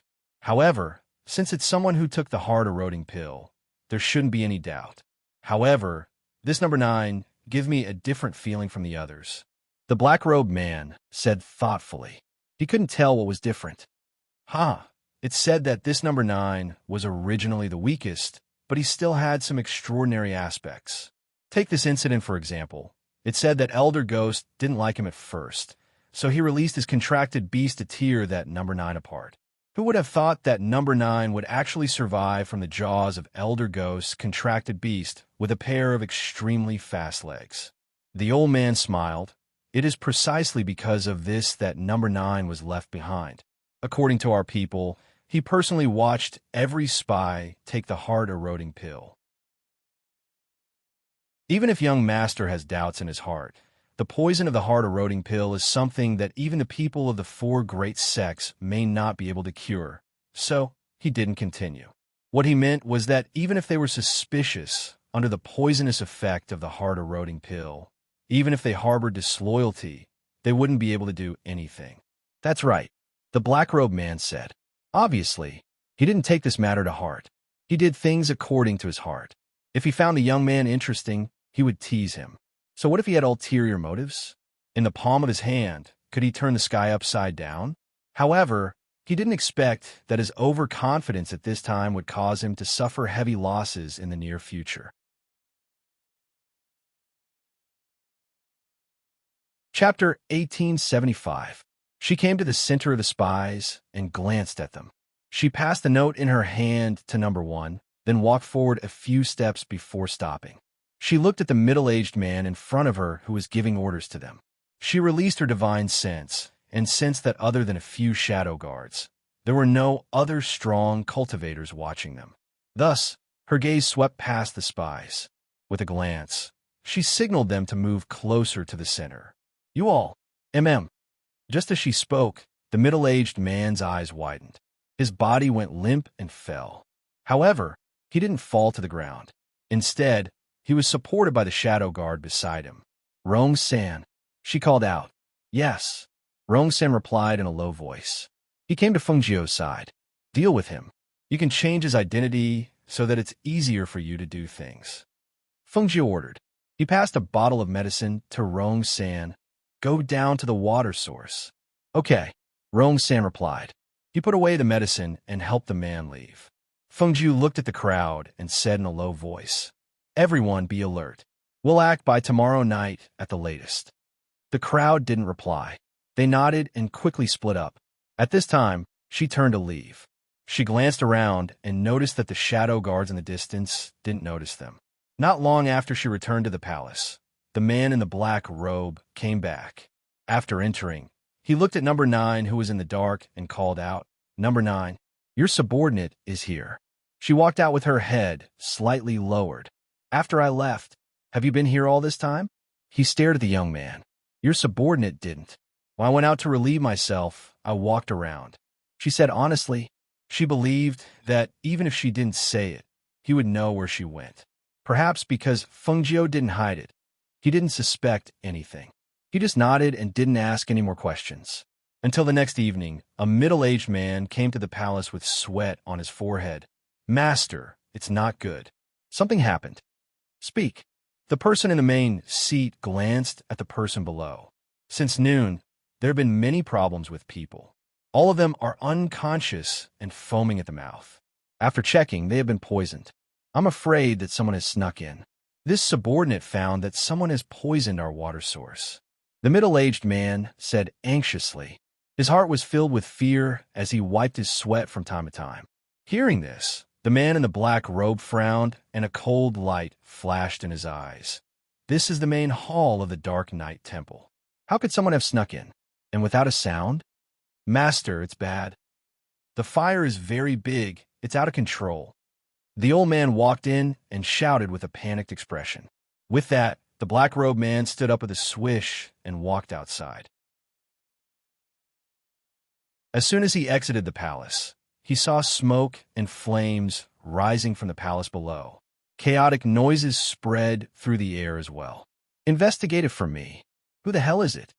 he said in a gloomy voice. Suddenly, as if he thought of something, his eyes narrowed and he looked behind him. The old man saw him looking behind him. He didn't know what he was looking for, so he asked, "Master, what's wrong? What are you looking for?"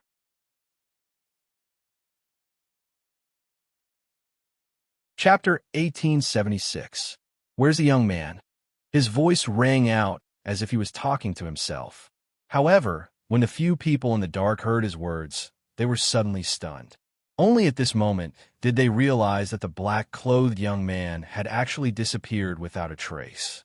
Hearing no sound, the man in black narrowed his eyes. Find him along with the other spies.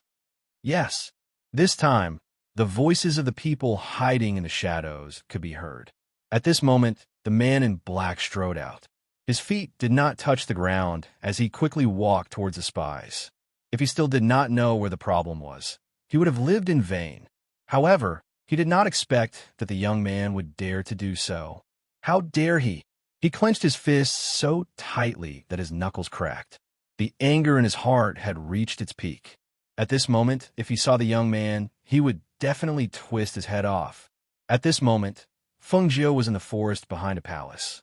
This was one of the exits. At this moment, other than the 16 spies who were sent away to infiltrate the 4 major sects, the rest were all present. Is everyone here? Fengjiu looked at the crowd and glanced at their faces that had taken off their masks. Reporting to leader, other than the 16 spies who were sent away earlier, the rest are all present. Lei Xiao reported. Very good. Since everyone is here, leave along the mountain path immediately. After leaving this area, split into 4 groups and leave. Remember what I told you. Gather at the designated location within 3 days. Yes. Everyone replied in a low voice. However, they were still a little confused and could not help but ask, Leader, are we leaving just like that? Are we not going to kill them? It's such a pity to let them go. They thought that they could have a good battle here. Who knew that their leader's order was to set fire to the palace and bury those things in the various palaces? They did not know what they were for. Hearing this, Fengjiu smirked. He raised his head and looked at the place where the fire was burning. We don't have to do anything. They will die without a burial place. Boom, boom, boom, boom, boom, rumble.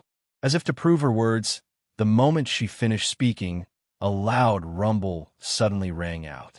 The power of the rumble was not inferior to the power of heavenly thunder. It abruptly rang out in the flames, followed by a series of rumbles. The power of the rumble was so great that it caused the air to tremble. Even the ground began to shake and crack. The people standing here only felt the mountain suddenly shake, and even they couldn't help but sway. After quickly stabilizing their feet, they couldn't help but look at the banging and rumbling sounds in shock, and their faces were filled with disbelief. Enough! Hurry up and leave. I've already broken through the barriers and formations here for you. You could just leave now. Let's go. She gestured for everyone to leave quickly. After all, although she did not choose to face the enemy head-on, after the detonators were placed in the various palaces, this place was considered to be destroyed. Under the power of the detonators, the number of casualties would definitely be considerable. However, it was still impossible to truly injure those powerhouses who did not have medicine. Therefore, he could only ask them to leave as soon as possible so that they wouldn't encounter them head-on and cause unnecessary damage. Chapter 1877. Feng Jiao didn't leave immediately. She stood there and waited for Lei Xiao and the others to leave. She didn't leave, but turned around. The expression on her face gradually turned cold. Her clear eyes fell on the few figures who were heading towards her. No one knew what she was thinking. At this moment, although the black-robed man who was soaring through the air was wearing a mask, the murderous aura around him was almost soaring to the sky. Other than seeing the Temple of the Dark Knight, which had been blown into a mess by the explosion, when he rushed to the Dark Child camp to confirm, he was also thrown into a sorry state by the sudden explosion. Although it didn't hurt him, his black robe was stained with dust and smoke, and several holes were torn by the flying rocks. When he rushed to the Dark Child camp and saw that there wasn't a single spy there, he knew that the resources provided for these 3 months had all gone down the drain. Not only did they go down the drain, they even nurtured those people to become strong cultivators to deal with him. Thinking of this, one could imagine the anger around him, especially when he saw that black figure standing on the mountain path. His murderous aura soared to the sky. How did they cure the heart-eroding pill? If 1 or 2 people didn't take the heart-eroding pill, it was still acceptable. But it was impossible that more than 100 people didn't take the heart-eroding pill. It must have been cured by someone. Even the people from the 4 major sects couldn't cure the heart-eroding pill. So how did they cure it? In his heart, a person faintly appeared, and that was the ghost Dr. Feng Jiao. In this world, who else could cure their heart-eroding pill other than her? Moreover, it was said that the ghost Dr. Feng Jiao had come to the upper continent and even cured a true monarch of the Huaxian sect's poison, but then disappeared without a trace. Now that he had seen all this, how could he not think of it? Only he never thought that this damned ghost Dr. Feng Jiao would be so daring, actually daring to sneak in right under his nose. In a few blink of an eye, he arrived a dozen meters in front of the black-clothed youth. Around him, the few people who came with him stopped and naturally surrounded the black-clothed youth. The black-robed man narrowed his sharp eyes and stared at the person who was no longer concealing his aura. The young man no longer had his brows lowered and his eyes narrowed. Between his brows, there was a look of willfulness and confidence. His eyes were cold and deep. The aura around him changed. That aura caused his gaze to involuntarily move. Ghost Dr. Feng Jiao. His deep voice was filled with viciousness. It wasn't a question, but an affirmation. His gaze was fixed on the youth in front of him. He watched as the corners of his lips curled up, revealing a devilish and wanton smile, as expected of the Temple Lord of the Dark Knight Temple. You guessed my identity so quickly. Feng Jiao's lips curled into a cold smile. At the same time, she moved her hand and an ancient divine sword, Qing Feng, appeared in her hand. When the surrounding people heard their master's words, they were shocked. This young man was actually the ghost Dr. Feng Jiao. The few people suppressed the shock in their hearts. Looking at the young man who didn't have a trace of feminine charm, they couldn't believe that such a wanton and ostentatious young man was actually a girl. What a ghost Dr. Feng Jiao. What a princess of the Phoenix dynasty. Indeed, seeing once is better than hearing 100 times. He narrowed his eyes and stared at her handsome face. He knew that this wasn't her real face.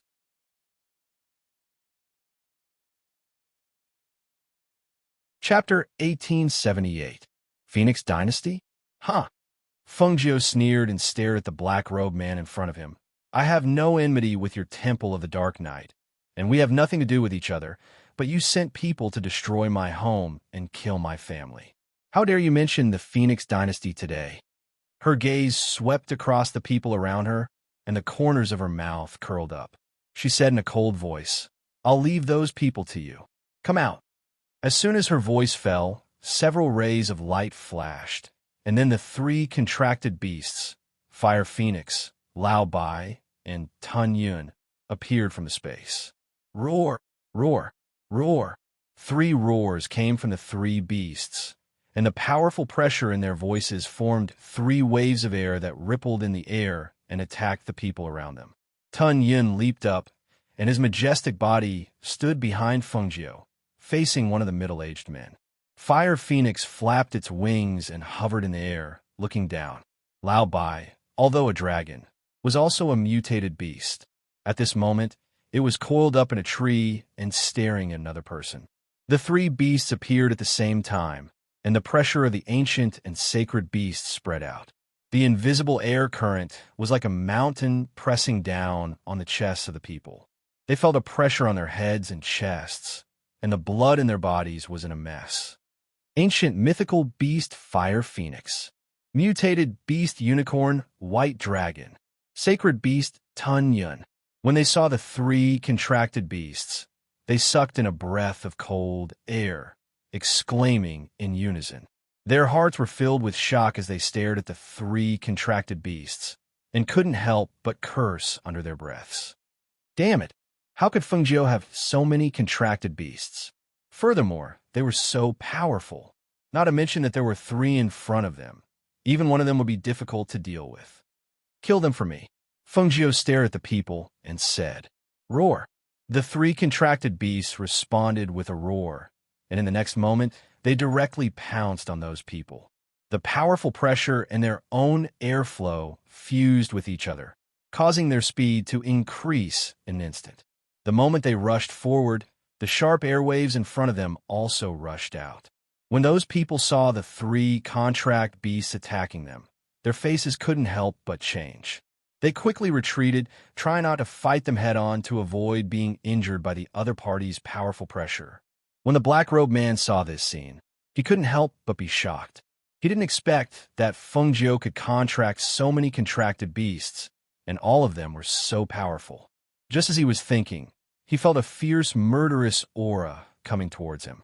He suddenly came back to his senses and heard a cold voice. Your opponent is me. Fengjiu held a green sword in her hand, and a sharp sword chi shot out when she attacked. It was very frightening. Her speed was extremely fast, and the distance of more than 10 meters was closed in the blink of an eye. Just as the green sword was about to pierce the man's forehead, the masked black-robed man turned around. You overestimate yourself. A malicious voice came out from his mouth. The arrogance in his voice was very obvious. Obviously, he didn't think much of Fengjiu. No matter what, he didn't think that he would lose to a woman. Even if Fengjiu's reputation was very resounding, in his eyes, she was just a woman. Chapter 1879. As soon as she finished speaking, she spun the Qingfeng sword in her hand, and a ray of green light shot out, attacking the black-robed man in front of her. The black-robed man did not hesitate. With a move of his hand, a long sword appeared in his hand as well. He injected his spiritual power into the long sword and dissipated the ray of green light. At the same time, the tip of the sword turned and faced Fengjiu. Clang! Whoosh! The two swords collided and produced a clear clang. Two wind blades diffused from the swords, neither giving way to the other. Due to the surge of spiritual power and the spread of pressure, the sand on the ground was swept up and the fallen leaves fluttered in the air.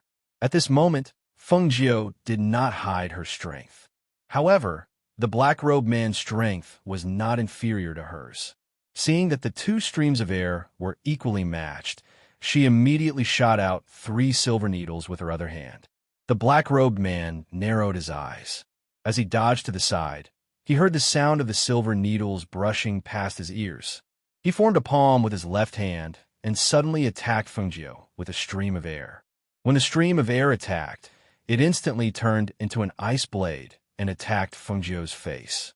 Seeing this, Feng lifted her leg and kicked. As her opponent retreated to dodge, she waved the Qingfeng sword in front of her. A ray of flame shot out from the Qingfeng sword and instantly melted the ice blade, turning it into steam and disappearing into the air. Seeing that Feng waved her sword and shot out a ray of flame, the black-robed man narrowed his eyes and frowned under his mask. His attribute was ice, but Feng attribute was fire. Fire countered ice. No matter how fierce his attack was, it would probably be easily resolved by her. Looking at Feng who was holding the Qingfeng sword, his gaze fell on the Qingfeng sword. If this sword was used well, it could greatly increase one's strength. If it was not for the fact that the sword in his hand was not ordinary, he was afraid that he would not have been able to withstand the attack just now. It seemed that if he wanted to take her down, he would have to end the battle quickly. He did not believe that his contracted beast would dare to continue fighting after taking her down. Swish! Sword chi shot out, 1 white and 1 green. 2 streams of chi collided with each other, forming a huge vortex. 2 black figures flew up and fought in the vortex. Because they were too fast, they couldn't see the situation inside. They only knew that streams of sword chi shot out from the vortex. When they hit the ground, they made a loud bang and cut a deep trench in the ground. A blood-curdling scream rang out.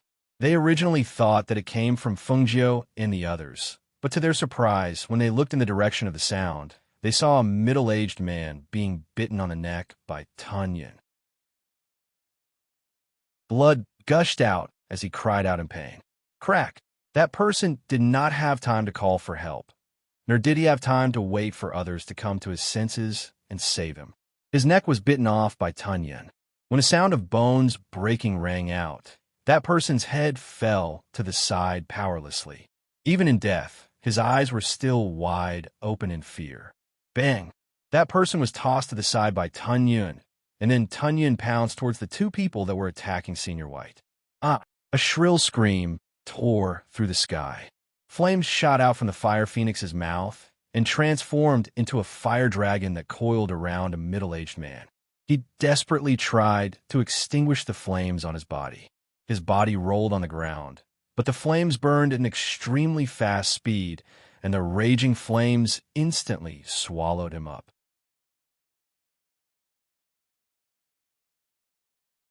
Chapter 1880. Even contracted beasts had different levels of power. Even though the 2 contracted beasts were divine beasts, under the pressure of a sacred beast and an ancient divine beast, the 2 battle beasts' legs turned to jelly. They did not dare to fight and only dared to lie on the ground, trembling. When the 2 cultivators saw this, they almost spat out a mouthful of blood. They had originally wanted to call their 2 contracted beasts out to help, but who knew that the 2 savage contracted beasts were like children in front of the ancient divine beast and the sacred beast. They did not even dare to roar. Pump! One of them was suddenly swung by Lao Bai's dragon tail and was thrown out heavily. Pooh! Spitting out a mouthful of blood, that person spun a few times on the ground. He wanted to stand up, but a flame shot towards him. He was so shocked that he rolled on the ground to avoid it. Who knew that he would be stepped on by the sacred beast who had leaped over? And that person groaned, his body curled up and spasmed. He felt as if his internal organs had been trampled by the sacred beast. On the other side, the whirlpool was filled with the smell of fresh blood. The 2 of them did not stop and continued to spin with the whirlpool. It was unknown who was injured until, after a groan, one of them was kicked out of the whirlpool. Pong! Pooh! His body fell heavily to the ground, and he spat out a mouthful of blood. The person who fell to the ground was not Feng but the black-robed man, without a doubt. The mask on his face made a cracking sound, as if it was about to split open. His body was also heavily injured, especially the last attack, which had injured his lungs, making it difficult for him to breathe. The whirlpool gradually subsided, and Fengjiu's figure gradually became clearer. Just as she was about to attack again, Hu knew that the black-robed man stood up and waved his robes, leaving behind a sentence. "Fengjiu, we will meet again." As his voice fell, a ray of light flashed, and in the next moment, his entire person disappeared into thin air. Seeing this, Fengjiu frowned slightly. She had actually let him escape. She had thought that she could take him down, but who knew, With a final scream, the person who had lasted until the very end finally turned into ashes and was blown away by the wind. After finishing off all the enemies, the three contracted beasts glanced at each other and stepped forward to Fengjiu's side. "Master, I've killed them all." Lao Bai wagged his tail as if he was asking for credit. His eyes narrowed, as if he was waiting for Fengjiu's praise. Rumbling sounds came from all around the palace in the distance. It sounded like the rumbling caused by the explosion of air hitting the mountain rocks, but also like the rumbling of the palace collapsing. At this time, Fengjiu only narrowed his eyes and looked up, then said to the three beasts, "Let's go." "Yes." The three beasts answered and leaped into the space. After leaving the forest, she went to the place where she had agreed to meet them. About a day later, in a town, have you heard? The Dark Knight Temple's main hall was actually destroyed. A male cultivator lowered his voice and said to the people at the same table,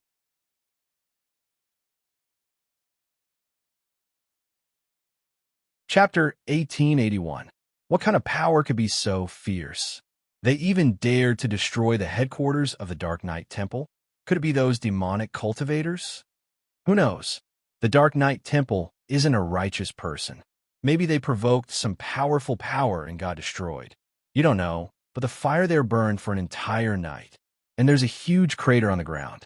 With that power, I reckon that it was definitely an expert among experts who could leave behind such an attack.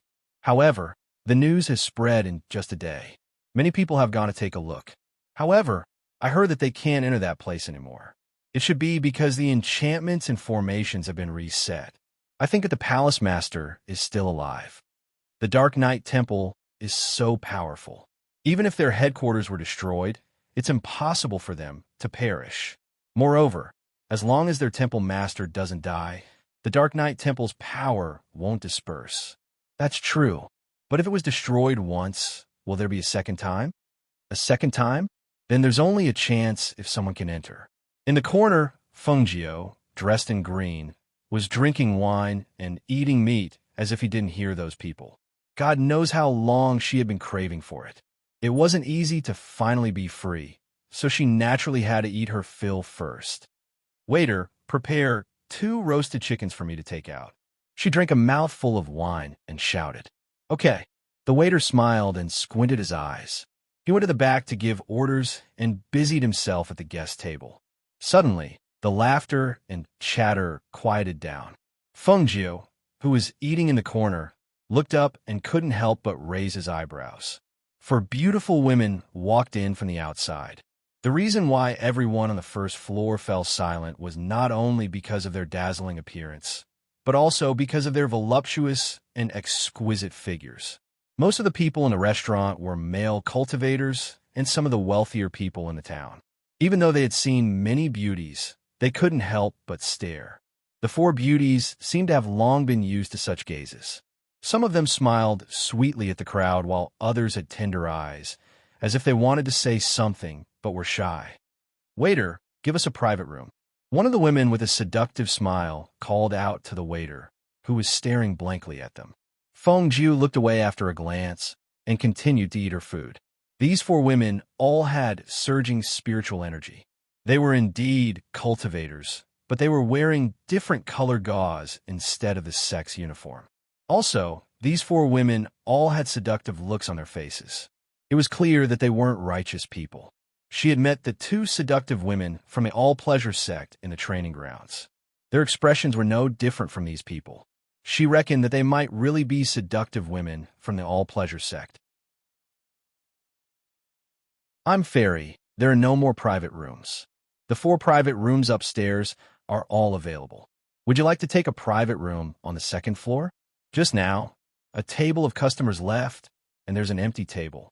You can also see the scenery of the street. The waiter said, his eyes not daring to look around. How can there be no private rooms? Why don't we go upstairs and ask if there are any guests who are willing to give up their private rooms for the 4 of us? One of the women smiled sweetly and walked up to the 2nd floor without waiting for the waiter to speak.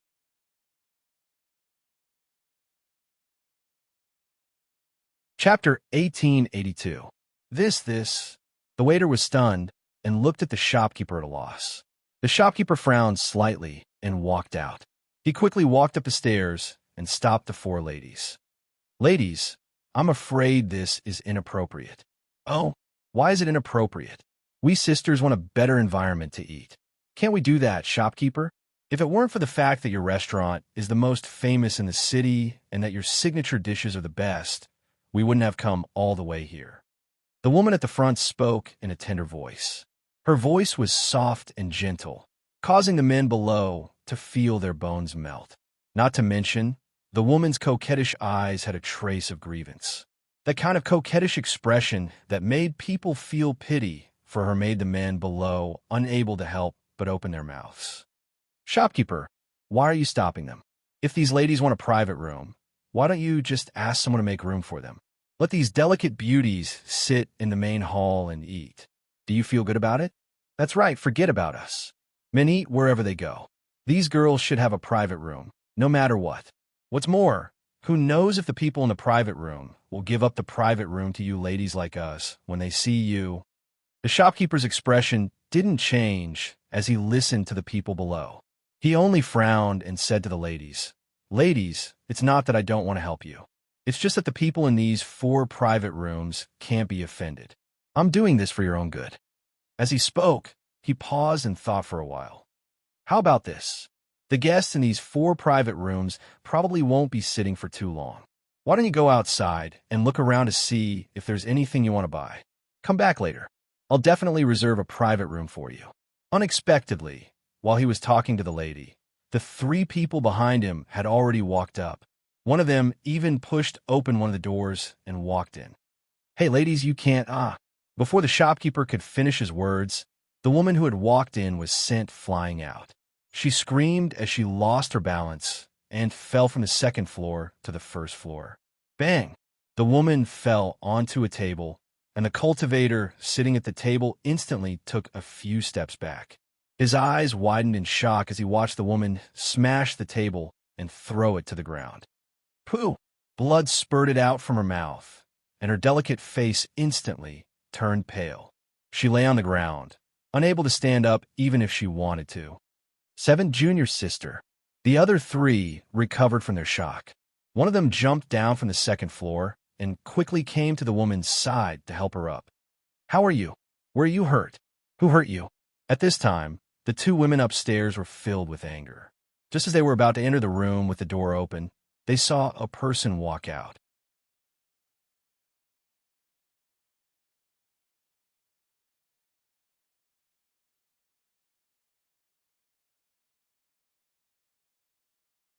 Chapter 1883. The 2 women's hearts could not help but tremble under his sharp gaze. However, when they thought of their junior sister who was sent flying, they gritted their teeth and drew their sword from their waists. Seeing this, the man frowned. He took a step forward and began to fight with the 2 on the 2nd floor. The 2 women were fighting the man with their swords, but the man did not even draw his weapon. Furthermore, he seemed to be dealing with them with ease. It was obvious that the man's strength was far above the 2 women's. When the shopkeeper saw this, he retreated from the stairs to avoid being affected. He shouted, Hey, the 3 of you, please stop fighting, whoosh. The flexible sword shot out a sword aura and slashed through the man's robe. A trace of blood seeped out from the man's arm and dyed his sleeve red. Seeing that they were injured, the man's face darkened. Originally, he did not want to kill them, but now, seeing that the 2 women were trying to kill him with every step they took, he naturally would not show mercy. "You're courting death." A low and cold voice came out of the man's mouth. He moved, and his speed instantly increased. When he charged forward, he grabbed one of the women's wrists and bent her hand downwards. The long sword in her hand fell to the ground. At the same time, he lifted her up and threw her down from the second floor. "Ah!" The woman who was lifted and thrown to the first floor cried out in alarm. She wanted to stabilize her body as she fell, but she lost her balance and could not turn around. It was also at this moment that the woman who was supporting the injured person on the first floor quickly flew up and caught the woman who was falling to the first floor. Third senior sister. The woman caught the person, but who knew that because of the speed and strength of the man who threw the person down the stairs, she could not stabilize her body. The two of them were pressed down by the invisible force and fell to the ground. The two of them fell to the ground and groaned. Because the force was blocked halfway, although they fell, they were not injured. Third senior sister. Take care of seventh junior sister. I'll go help eldest senior sister. As the woman spoke, she helped seventh junior sister up and leaped up to the second floor. When the diners on the first floor saw the fight, they didn't want to get into trouble, so they paid their bills and left early. There were also some who retreated to the door to watch. The only people left on the first floor were the two injured women and the Fungio, who was sitting in the corner eating meat and drinking wine. She couldn't be blamed for not noticing her. She was originally sitting in the corner, and now that everyone's attention was on the second floor, naturally no one noticed the corner on the first floor. Fungio took a sip of wine and picked up a piece of braised pork ribs to eat. He watched the fight on the second floor as if he was watching a show. That man was obviously hiding his strength. Not to mention the two women. Even if the four of them attacked together, they would not be a match for him. Moreover, her gaze fell on the other rooms on the second floor. The doors that were originally closed were unknowingly opened, and there were one or two people standing in front of each door, watching the fight. As for the people in the other wing, they didn't look like ordinary people from the town. From the way they held their swords in their arms, they were cultivators from other places. Could it be that they were here for the destroyed Temple of Darkness? However, at this moment, there was a sudden scream.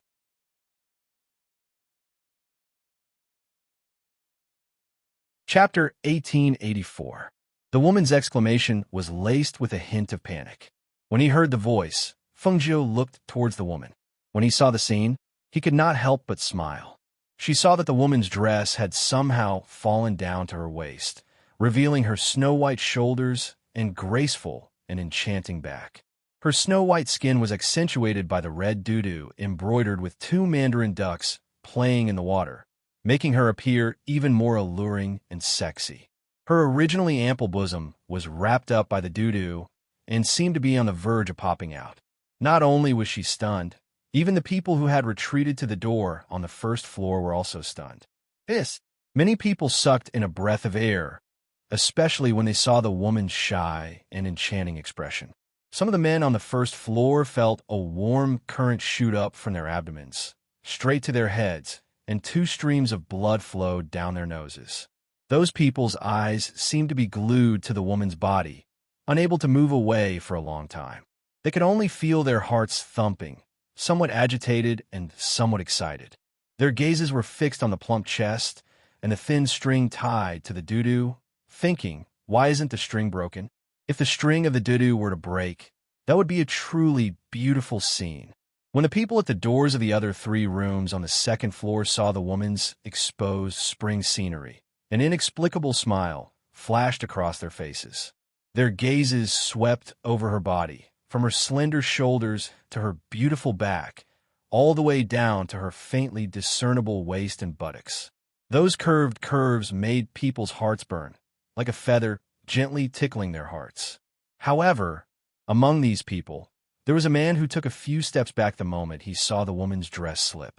He closed his eyes and looked away, not looking at the spring scenery in front of him. Perhaps, in his eyes, it was not an alluring spring scenery. However, it was precisely because he took a few steps back and looked away that the woman took advantage of the opportunity. In an instant, the woman who had exclaimed lifted her skirt, pulled out a dagger from her thigh, and fiercely stabbed forward. The danger was approaching, and the man's killing intent was closing in. The man gathered strength in his palm and struck out, forcing the woman to take a few steps back. However, at this moment, when the other two women saw this scene, they also flew forward.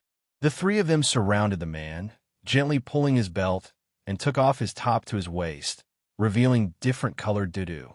Yo, embarrassed to look? One of the women covered her red lips and smiled coquettishly. Looking at the man who was frowning and closing his eyes, she curled her lips disapprovingly. Why are you talking nonsense with him? Kill him. As the other person said this, he directly attacked. When the people on the first floor saw this scene, they could not help but sigh. His luck with women is not bad. This spring scenery is obviously delivered to your door, and you actually closed your eyes and didn't appreciate it. How foolish. The person next to him sneered and glanced at the person next to him. What do you know? Just by looking at that man's strength, cultivation, and clothes, we should know that he is not an ordinary person. Those few women probably won't be able to gain any advantage against him in the end. Of a decent woman, of a person's of a defeat. Maybe he's a disciple of some evil sect.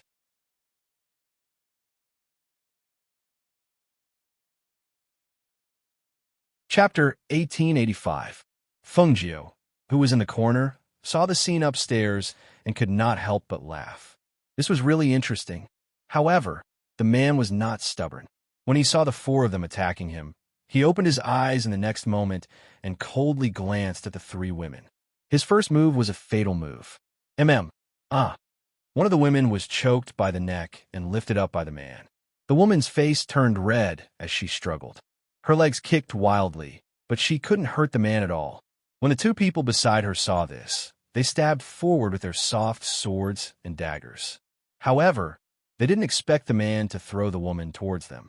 The soft swords and daggers couldn't stop in time and stabbed into the woman's body. With a muffled groan, the woman's lips trembled slightly. Her eyes were wide open, and her body was twitching slightly. Blood flowed from her mouth. Junior sister. The two of them cried out in alarm. They hugged the woman and watched her take her last breath in their arms. The two of them trembled slightly. Their hands were tightly clenched into fists. Their beautiful faces were full of coldness. They pulled out their swords and daggers and attacked again. Their moves were fiercer than before, and it seemed like they were going to fight to the death.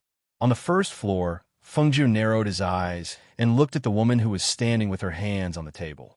He did not know when the woman had left, and he did not know where she went. Xiao, The sharp sound of the air blade cut through the air, and the man let out a muffled groan. His face darkened as he looked at the arrow stuck in his arm.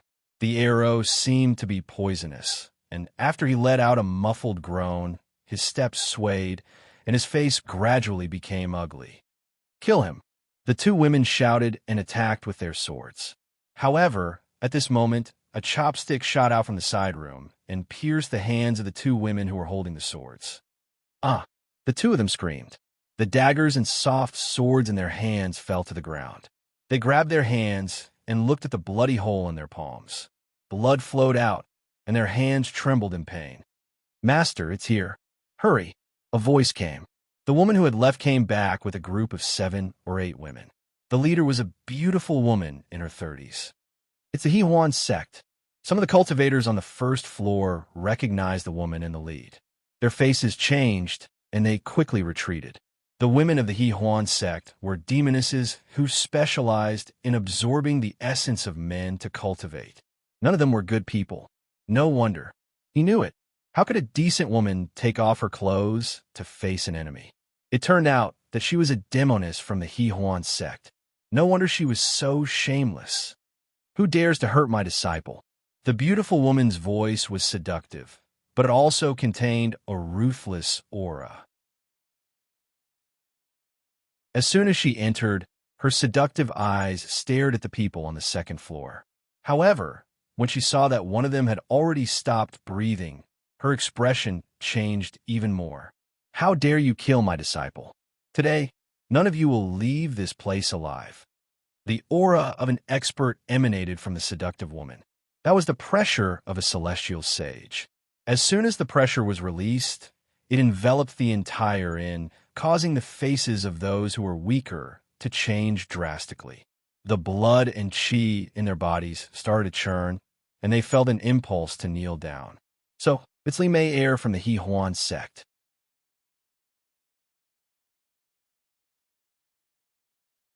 Chapter 1886. Master. The two women retreated at this time, their faces full of grievance and resentment. This person killed Junior's sister, and the one inside injured us. Master, you must seek justice for your disciples. The beautiful woman did not speak, but stared at the side room on the second floor, watching the old man walk out. When the old man's face came into view, the beautiful woman's pupil shrank, and then she smiled charmingly. I was wondering who it was. So it's you, old fart. Although she was smiling, there was no trace of a smile in her eyes. On the contrary, the coldness and murderous intent were obvious. It was obvious that the two of them had a grudge to begin with.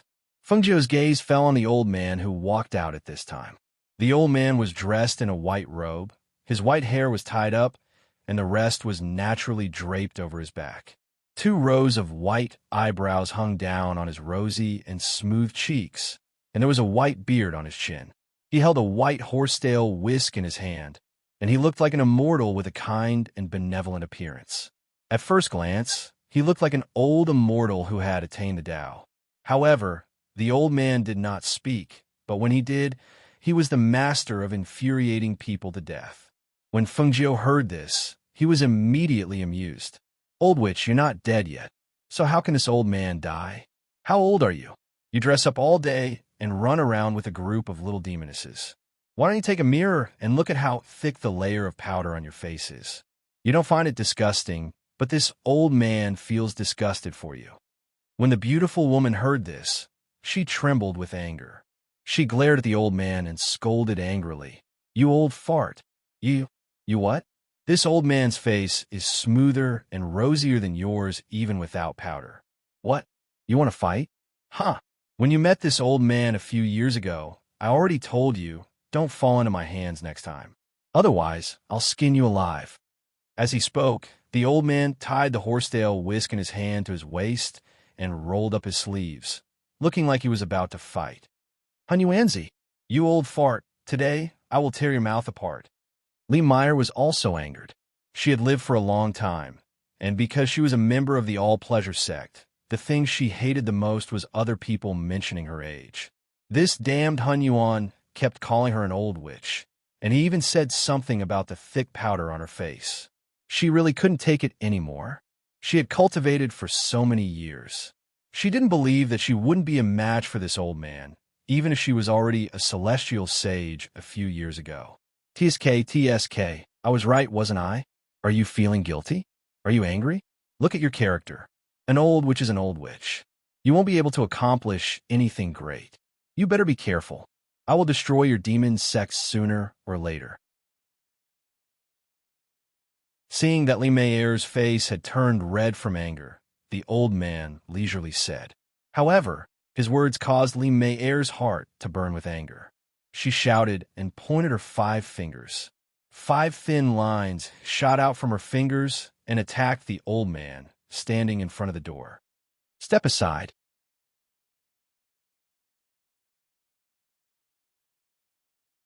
Chapter 1887.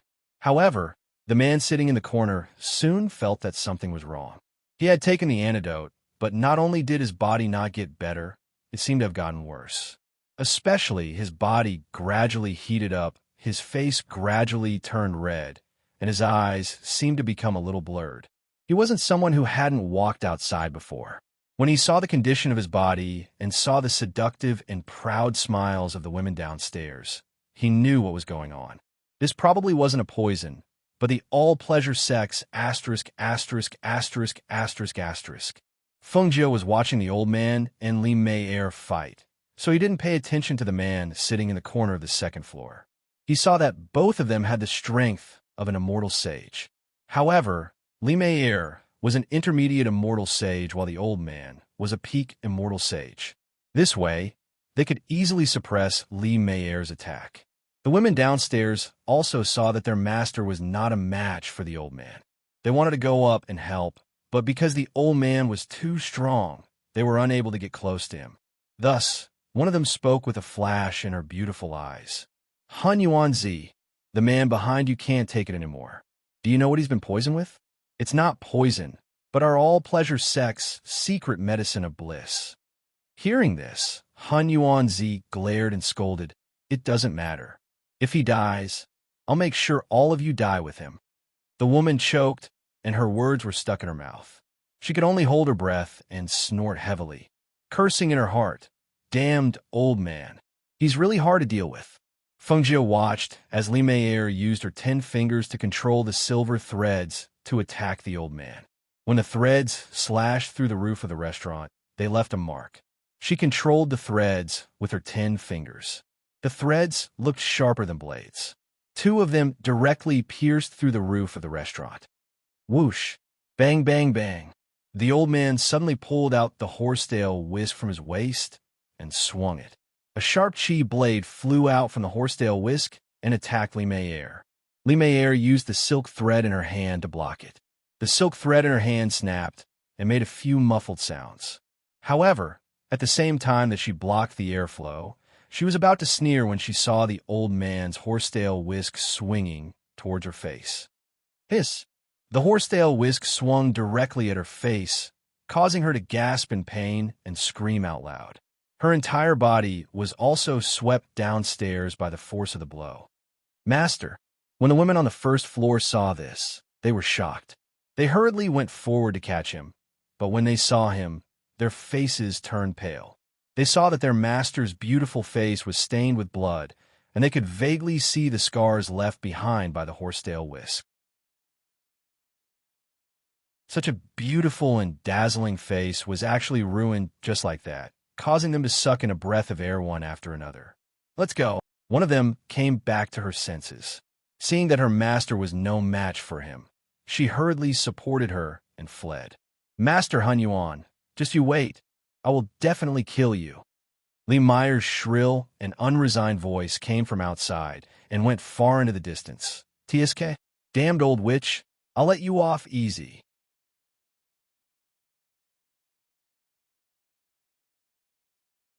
Chapter 1888. Did you really get poisoned by the Joyful Union's sex drug of bliss? That's going to be troublesome. The old man helped the man up. He looked at the man's face, which was flushed red. Large beads of sweat were seeping out, and the veins on the back of his hand were faintly visible. He could not help but hesitate for a moment. Carefully, he suggested, "How about this old man find you a brothel?" As soon as he finished speaking, the man fiercely glared and gritted his teeth. "Help me in. Get someone to prepare cold water." Senior Han Yuan. At this time, the people from the other 3 rooms also came out. When they saw that the other party was Han Yuanzi, they wanted to make friends with him. Therefore, they said, "I'm the patriarch of the Su family in Luo City. This time, a doctor from our family accompanied me on this trip. Why don't we let him take a look at this young friend?" Han Yuanzi glanced at them and saw that the one who spoke was an old man. Beside him was a middle-aged man who wore a healer's badge on his robe. It was a high-grade badge. Seeing this, he glanced at the man and nodded. "Then I'll have to trouble you." He helped the man into the room, and the people behind him followed. The shopkeeper looked at the restaurant that was almost destroyed and couldn't help but shake his head and sigh. He went down to clean up. When he reached the first floor, he saw a young man sitting in the corner eating. He saw that the young man didn't seem affected at all. He sat there leisurely eating meat and drinking wine. Even though he had seen many things, he couldn't help but be stunned. This young master? Are you all right?" The shopkeeper asked carefully. He looked at the few plates in front of the young man. Many things had been eaten, leaving only a few bones on the table. Could it be that when those people were fighting, this young man was sitting here eating and watching the show? Thinking of this, the shopkeeper's mouth twitched. There were strange people every year, but there seemed to be more this year. The people who came here today were all abnormal. Burp. Not so good. Fengjiu burped and shook his head. Not so good. Then where are you hurt?" When the shopkeeper heard this, he immediately asked nervously. He didn't want to be injured by the cheese sword or something. If he was injured here, wouldn't he also be unlucky? No, I'm just a little full. I don't think I can walk anymore. She exhaled softly and rubbed her stomach. She said innocently, I'm full. I suddenly feel like taking a nap. Ah. The shopkeeper looked at the young man in front of him, dumbfounded. Fengjiu looked at the shopkeeper in front of him and suddenly smiled. He changed the topic. Shopkeeper, I still have 2 roasted chickens that you haven't sent over yet. Are you guys done burning? How much longer do I have to wait? This place started fighting just now. Maybe it's not done yet. Why don't you wait for a while, young master? I'll go take a look. The shopkeeper asked tentatively. Fengjiu's eyes narrowed as he smiled and nodded. All right, when it's done, wrap it up and bring it to me. She stood up, and her dark eyes sneakily landed on the second floor. She wanted to see how the man on the second floor looked like after being poisoned by the drug of bliss.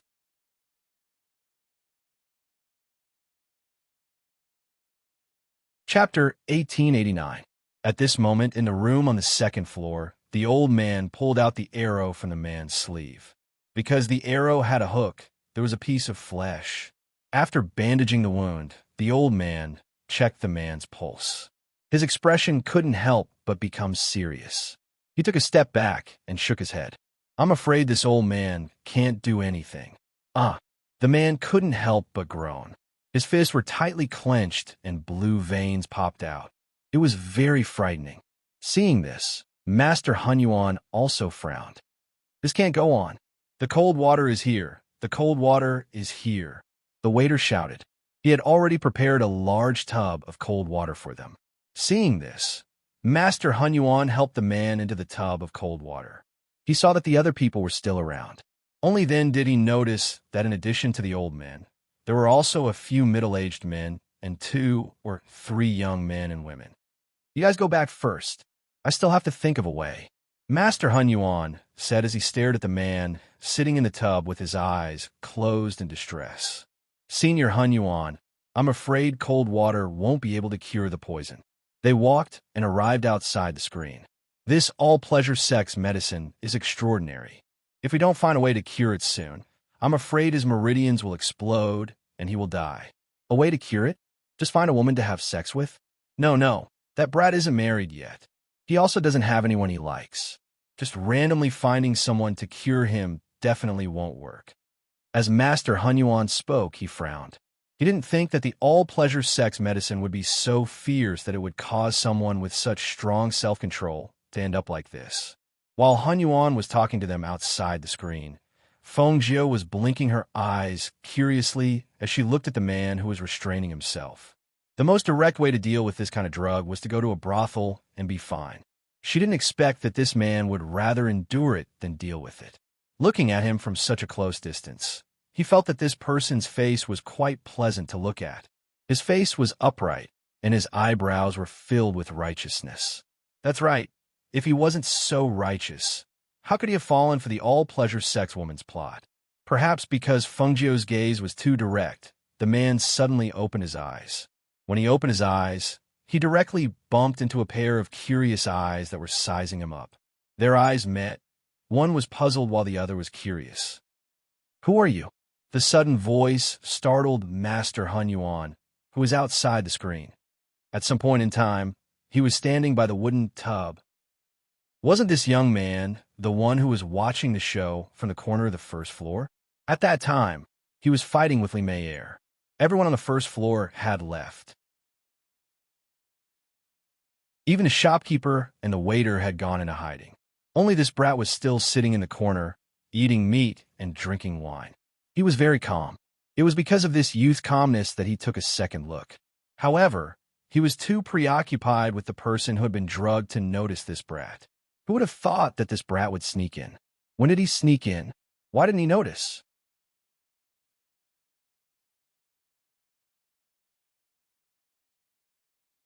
Chapter 1890. Because Zhuijun had been drugged, even though he was soaking in cold water, his body was still burning hot. At this moment, when the young man's fingers touched his wrist, he only felt a chill pass through his fingers, causing him to involuntarily shiver. A wave of comfort spread through his body. But in the next moment, the finger left his wrist. He looked up and met the young man's teasing gaze. His heart skipped a beat, as if he had been seen through. It made him feel ashamed, and he couldn't help but lower his gaze. "How is it? Can you cure it?" Hun Yuan asked when he saw that the youth did not speak for a long time. Perhaps it was because the youth was different from ordinary people, so he had a glimmer of hope in his heart. "Do you have anything valuable?" Feng Jiu looked back at Hun Yuan and asked. Hun Yuan was stunned for a moment, then nodded.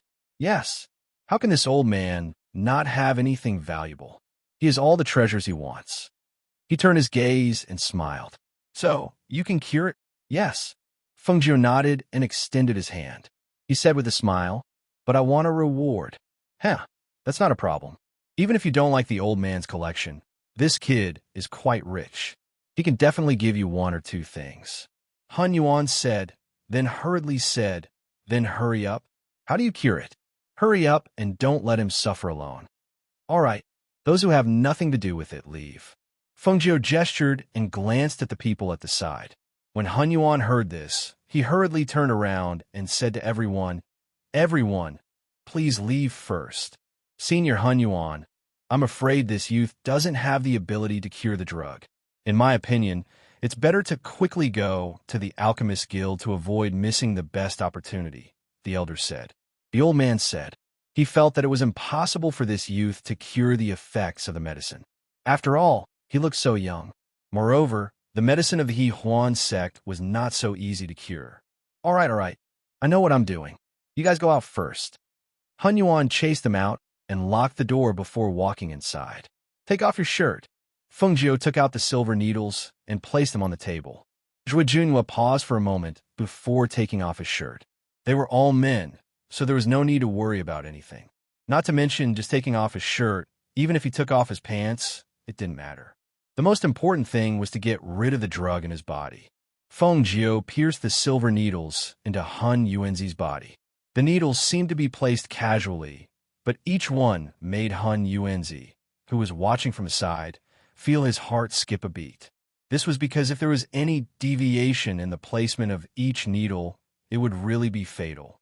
"Old man, get someone to bring in some ice and add it to the water." Feng Jiu did not even raise his head as he instructed. His hands were not idle either. Not long after, more than 10 silver needles were inserted into the man's back. Elder Hun Yuan was a little angry when he was called old man by a brat. He thought that he was a well-known figure after all. This brat had eyes, but did not recognize Mount Tai. How dare he order him around? However, for Zhou Jinyue's sake, he only took a deep breath, turned around, and walked out. When he arrived outside, he immediately ordered the waiter to bring in a bucket of ice.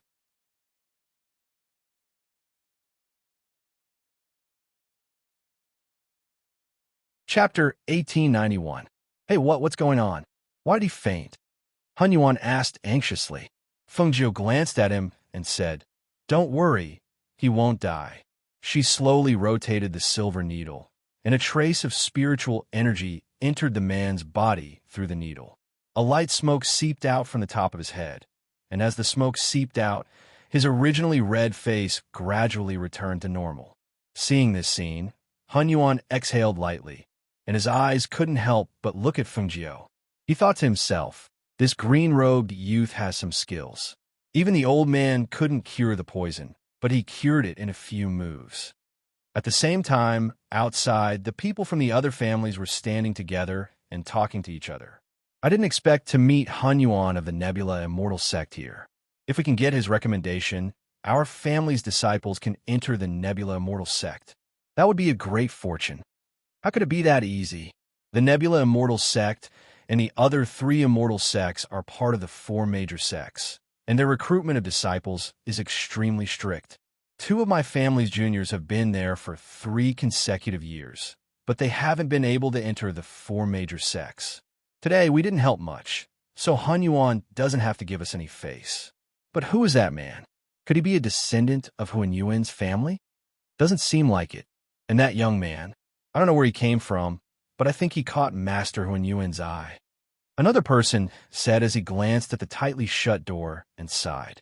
It was rare to meet Hunyuan of the Nebula Immortal Sect. If he could give a recommendation letter or agree to bring one or two of their juniors into the sect, then their family status would rise. After about an incense stick's worth of time, everyone heard voices coming from the side room. Because the volume was a bit loud, they could hear it clearly from outside, so they looked at each other and listened. In the side room, Fengjiu looked at the things on the table with a look of disdain. No way. Just these things? It doesn't look like it's worth anything. She picked up a magic tool and looked at it, saying, "You didn't get this from someone else, did you? Look at them. None of them are decent." The things on the table were a little messy. There were daggers inlaid with jewels, some flying magic tools, some defensive magic tools, and some precious treasures. They were all very ordinary and couldn't catch her eye at all. "You don't like these?" The old man stared and raised his eyebrows and picked up a magic tool. "Look at this. I got this from a flying immortal cultivator. It can withstand several attacks from experts. And this is a flying magic tool, so there's no need to mention about its speed. This one's not bad. This is a flying magic tool." Fengjiu glanced at it and said, "I don't like it. These are all worthless. They don't look good, and they don't have much use. If I wanted these things, I could get more than you. Then tell me, what do you want?" The old man sat down at the table and asked.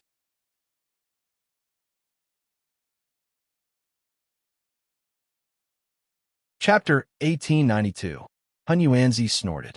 "What do you mean by old and young? Interesting. How rude of you to not know the rules." Although he said that, there was no displeasure on his face. After all, people like him who did not abide by the rules did not value rules very much. He stared at the young man in green in front of him for a while, and a glint flashed across his eyes.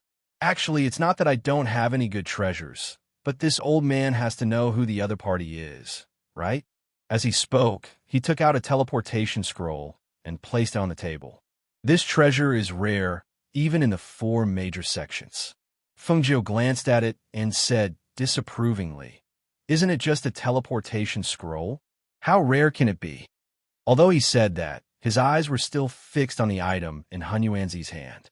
Just by looking at it, he could feel that it was somewhat different from ordinary teleportation scrolls. "Hee, did I say that you don't know what's good for you?"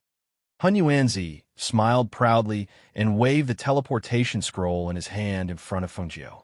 Just as he was about to speak, he turned his head slightly and glanced outside. Then, he casually set up a soundproof boundary. Seeing that the old man had set up a soundproof boundary, Fengjiu was slightly surprised. His originally disapproving expression became serious. "Then tell me, what's so rare about this thing?" The people outside were listening attentively, but they did not hear clearly what treasure it was.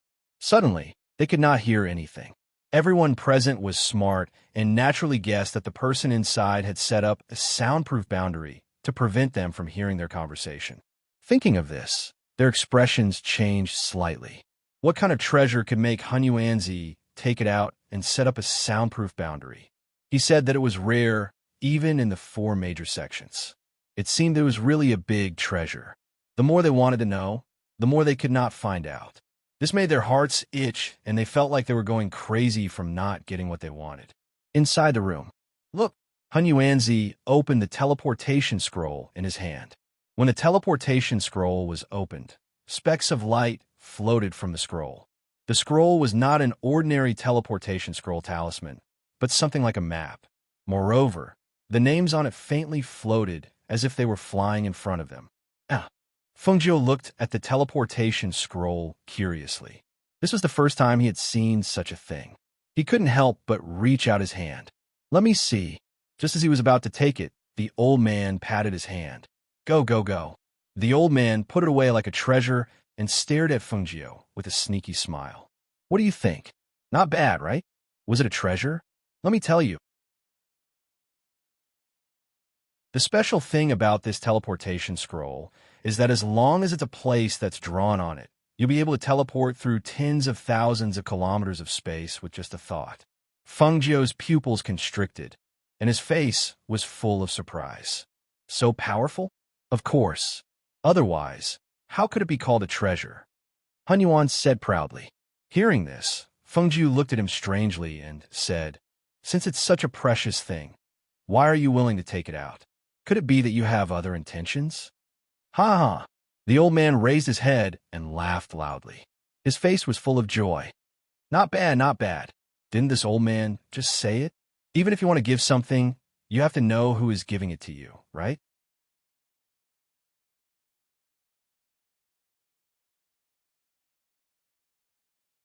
Chapter 1893. The old man, squinted his eyes and laughed. He looked at the young man in front of him and found him more and more pleasing to the eye. Kid, this old man doesn't have any other requests. You also know that this is a treasure, right? This was originally left for my disciple. You said that this is for you. His eyes darted around. Although he didn't say it clearly, his meaning was obvious. However, he pretended to be reserved and wanted Feng Jiu to speak. So it's like this. Feng Jiu replied thoughtfully. His eyes looked up and down the old man's body. When the old man saw him like this, he coughed lightly and sat up straight, allowing him to size him up. He said, Let me tell you, this old man is from the Nebula Immortal Sect. You know about the Nebula Immortal Sect, right? It's one of the 4 great immortal sects. Even the true monarchs there have to respectfully bow to me when they see me. I don't need to say more about the status of someone who can become this old man's disciple. I'm sure you know about it, right? You want me to become your disciple? The reason? What do you see in me? She was a little surprised. This was only the first time they met. How did this old man find her pleasing to the eye? Stop pretending. You're full of good points from head to toe. People with a profound spiritual body are not often seen. Moreover, with your unconventional personality, this old man likes it. Feng Jiu's mouth twitched. What unconventional personality? She saw that he was talking about himself, right? He could actually tell that she had the profound spiritual body at a glance. This old man wasn't simple either. She reckoned that the peak of the sage immortal realm wasn't his true strength. Let me see that. She pointed at the teleportation scroll in his hand and said. The old man glanced at Feng Jiu and said, You haven't told this old man your name. I'm Feng Jiu. Feng Jiu? Why does this name sound so simple? It can't be fake, right? He stroked his beard and asked, staring at Feng Jiu and sizing him up. Hearing this, Feng Jiu smiled and looked at him. Is it simple? That's because I'm as simple as my name. As she spoke, she stretched out her hand. Come, let me see that treasure. A crafty look flashed through her eyes, but Han Yuanzi didn't notice it. Here, Han Yuanzi didn't think too much about it and handed the teleportation scroll to him. This is called the Aurora Teleportation Scroll. You just need to inject a trace of spirit power into it. Oh, this is called the Aurora Teleportation Scroll. This name sounds different. As Feng Jiu spoke, he opened the scroll and looked at it. He saw the names of cities and mountain ranges floating in the air. The scroll was like a map, and every place was clearly marked. Her eyes swept across the list and landed on the name of a place. Her voice carried a trace of a smile as she said, Floating Cloud City. However, just as she finished speaking, a ray of light suddenly enveloped her. In an instant, her entire body became blurry, and she turned into a beam of light that shot into the sky with a whoosh. You stinking brat.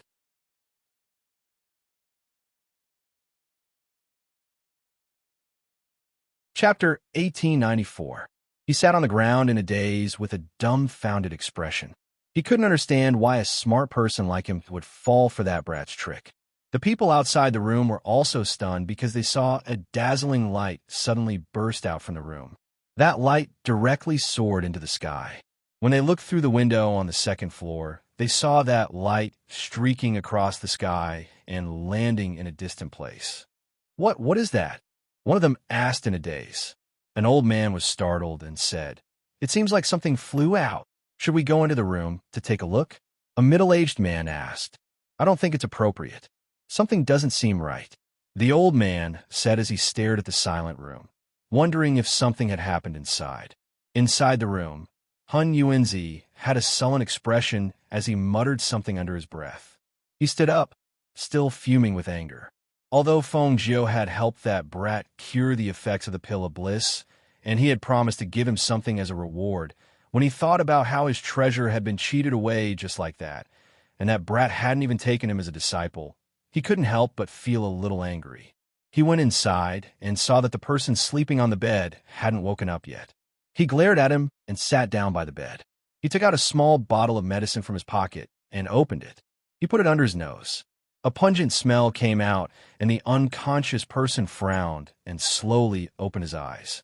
He looked at the angry Hun Yuan Zi sitting by the bed and didn't see the youth who helped him cure the effects of the extreme happiness. He asked, "Where's that youth?" "That brat ran away. He swindled my extreme light teleportation scroll away." When the old man said this, he couldn't help but feel wronged.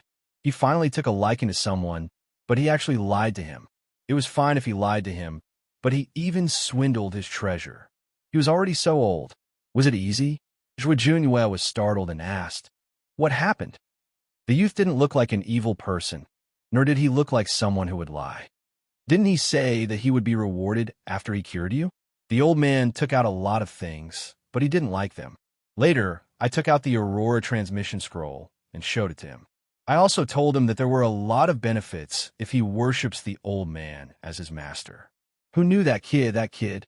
Thinking about how that rascal had disappeared with his Aurora transportation scroll, he was furious. That rascal was talking about Fuguang City. I must find him. I don't believe that I can't find him. Zhuo Junyue was silent. It turned out that he had taken the item out to show off. This was normal. The young man had asked for a reward first before taking the item away. It wasn't a scam. He deserved it. He knew that if he hadn't helped him get rid of the poison in his body, he wouldn't know what would have happened to him. Looking at Hun Yuan Zi's angry face, Zhuo Jun asked, "Are you sad that he took that thing away? Or are you sad that he didn't acknowledge you as his master?" Hun Yuanzi was taken aback. He snorted heavily and said, "Both."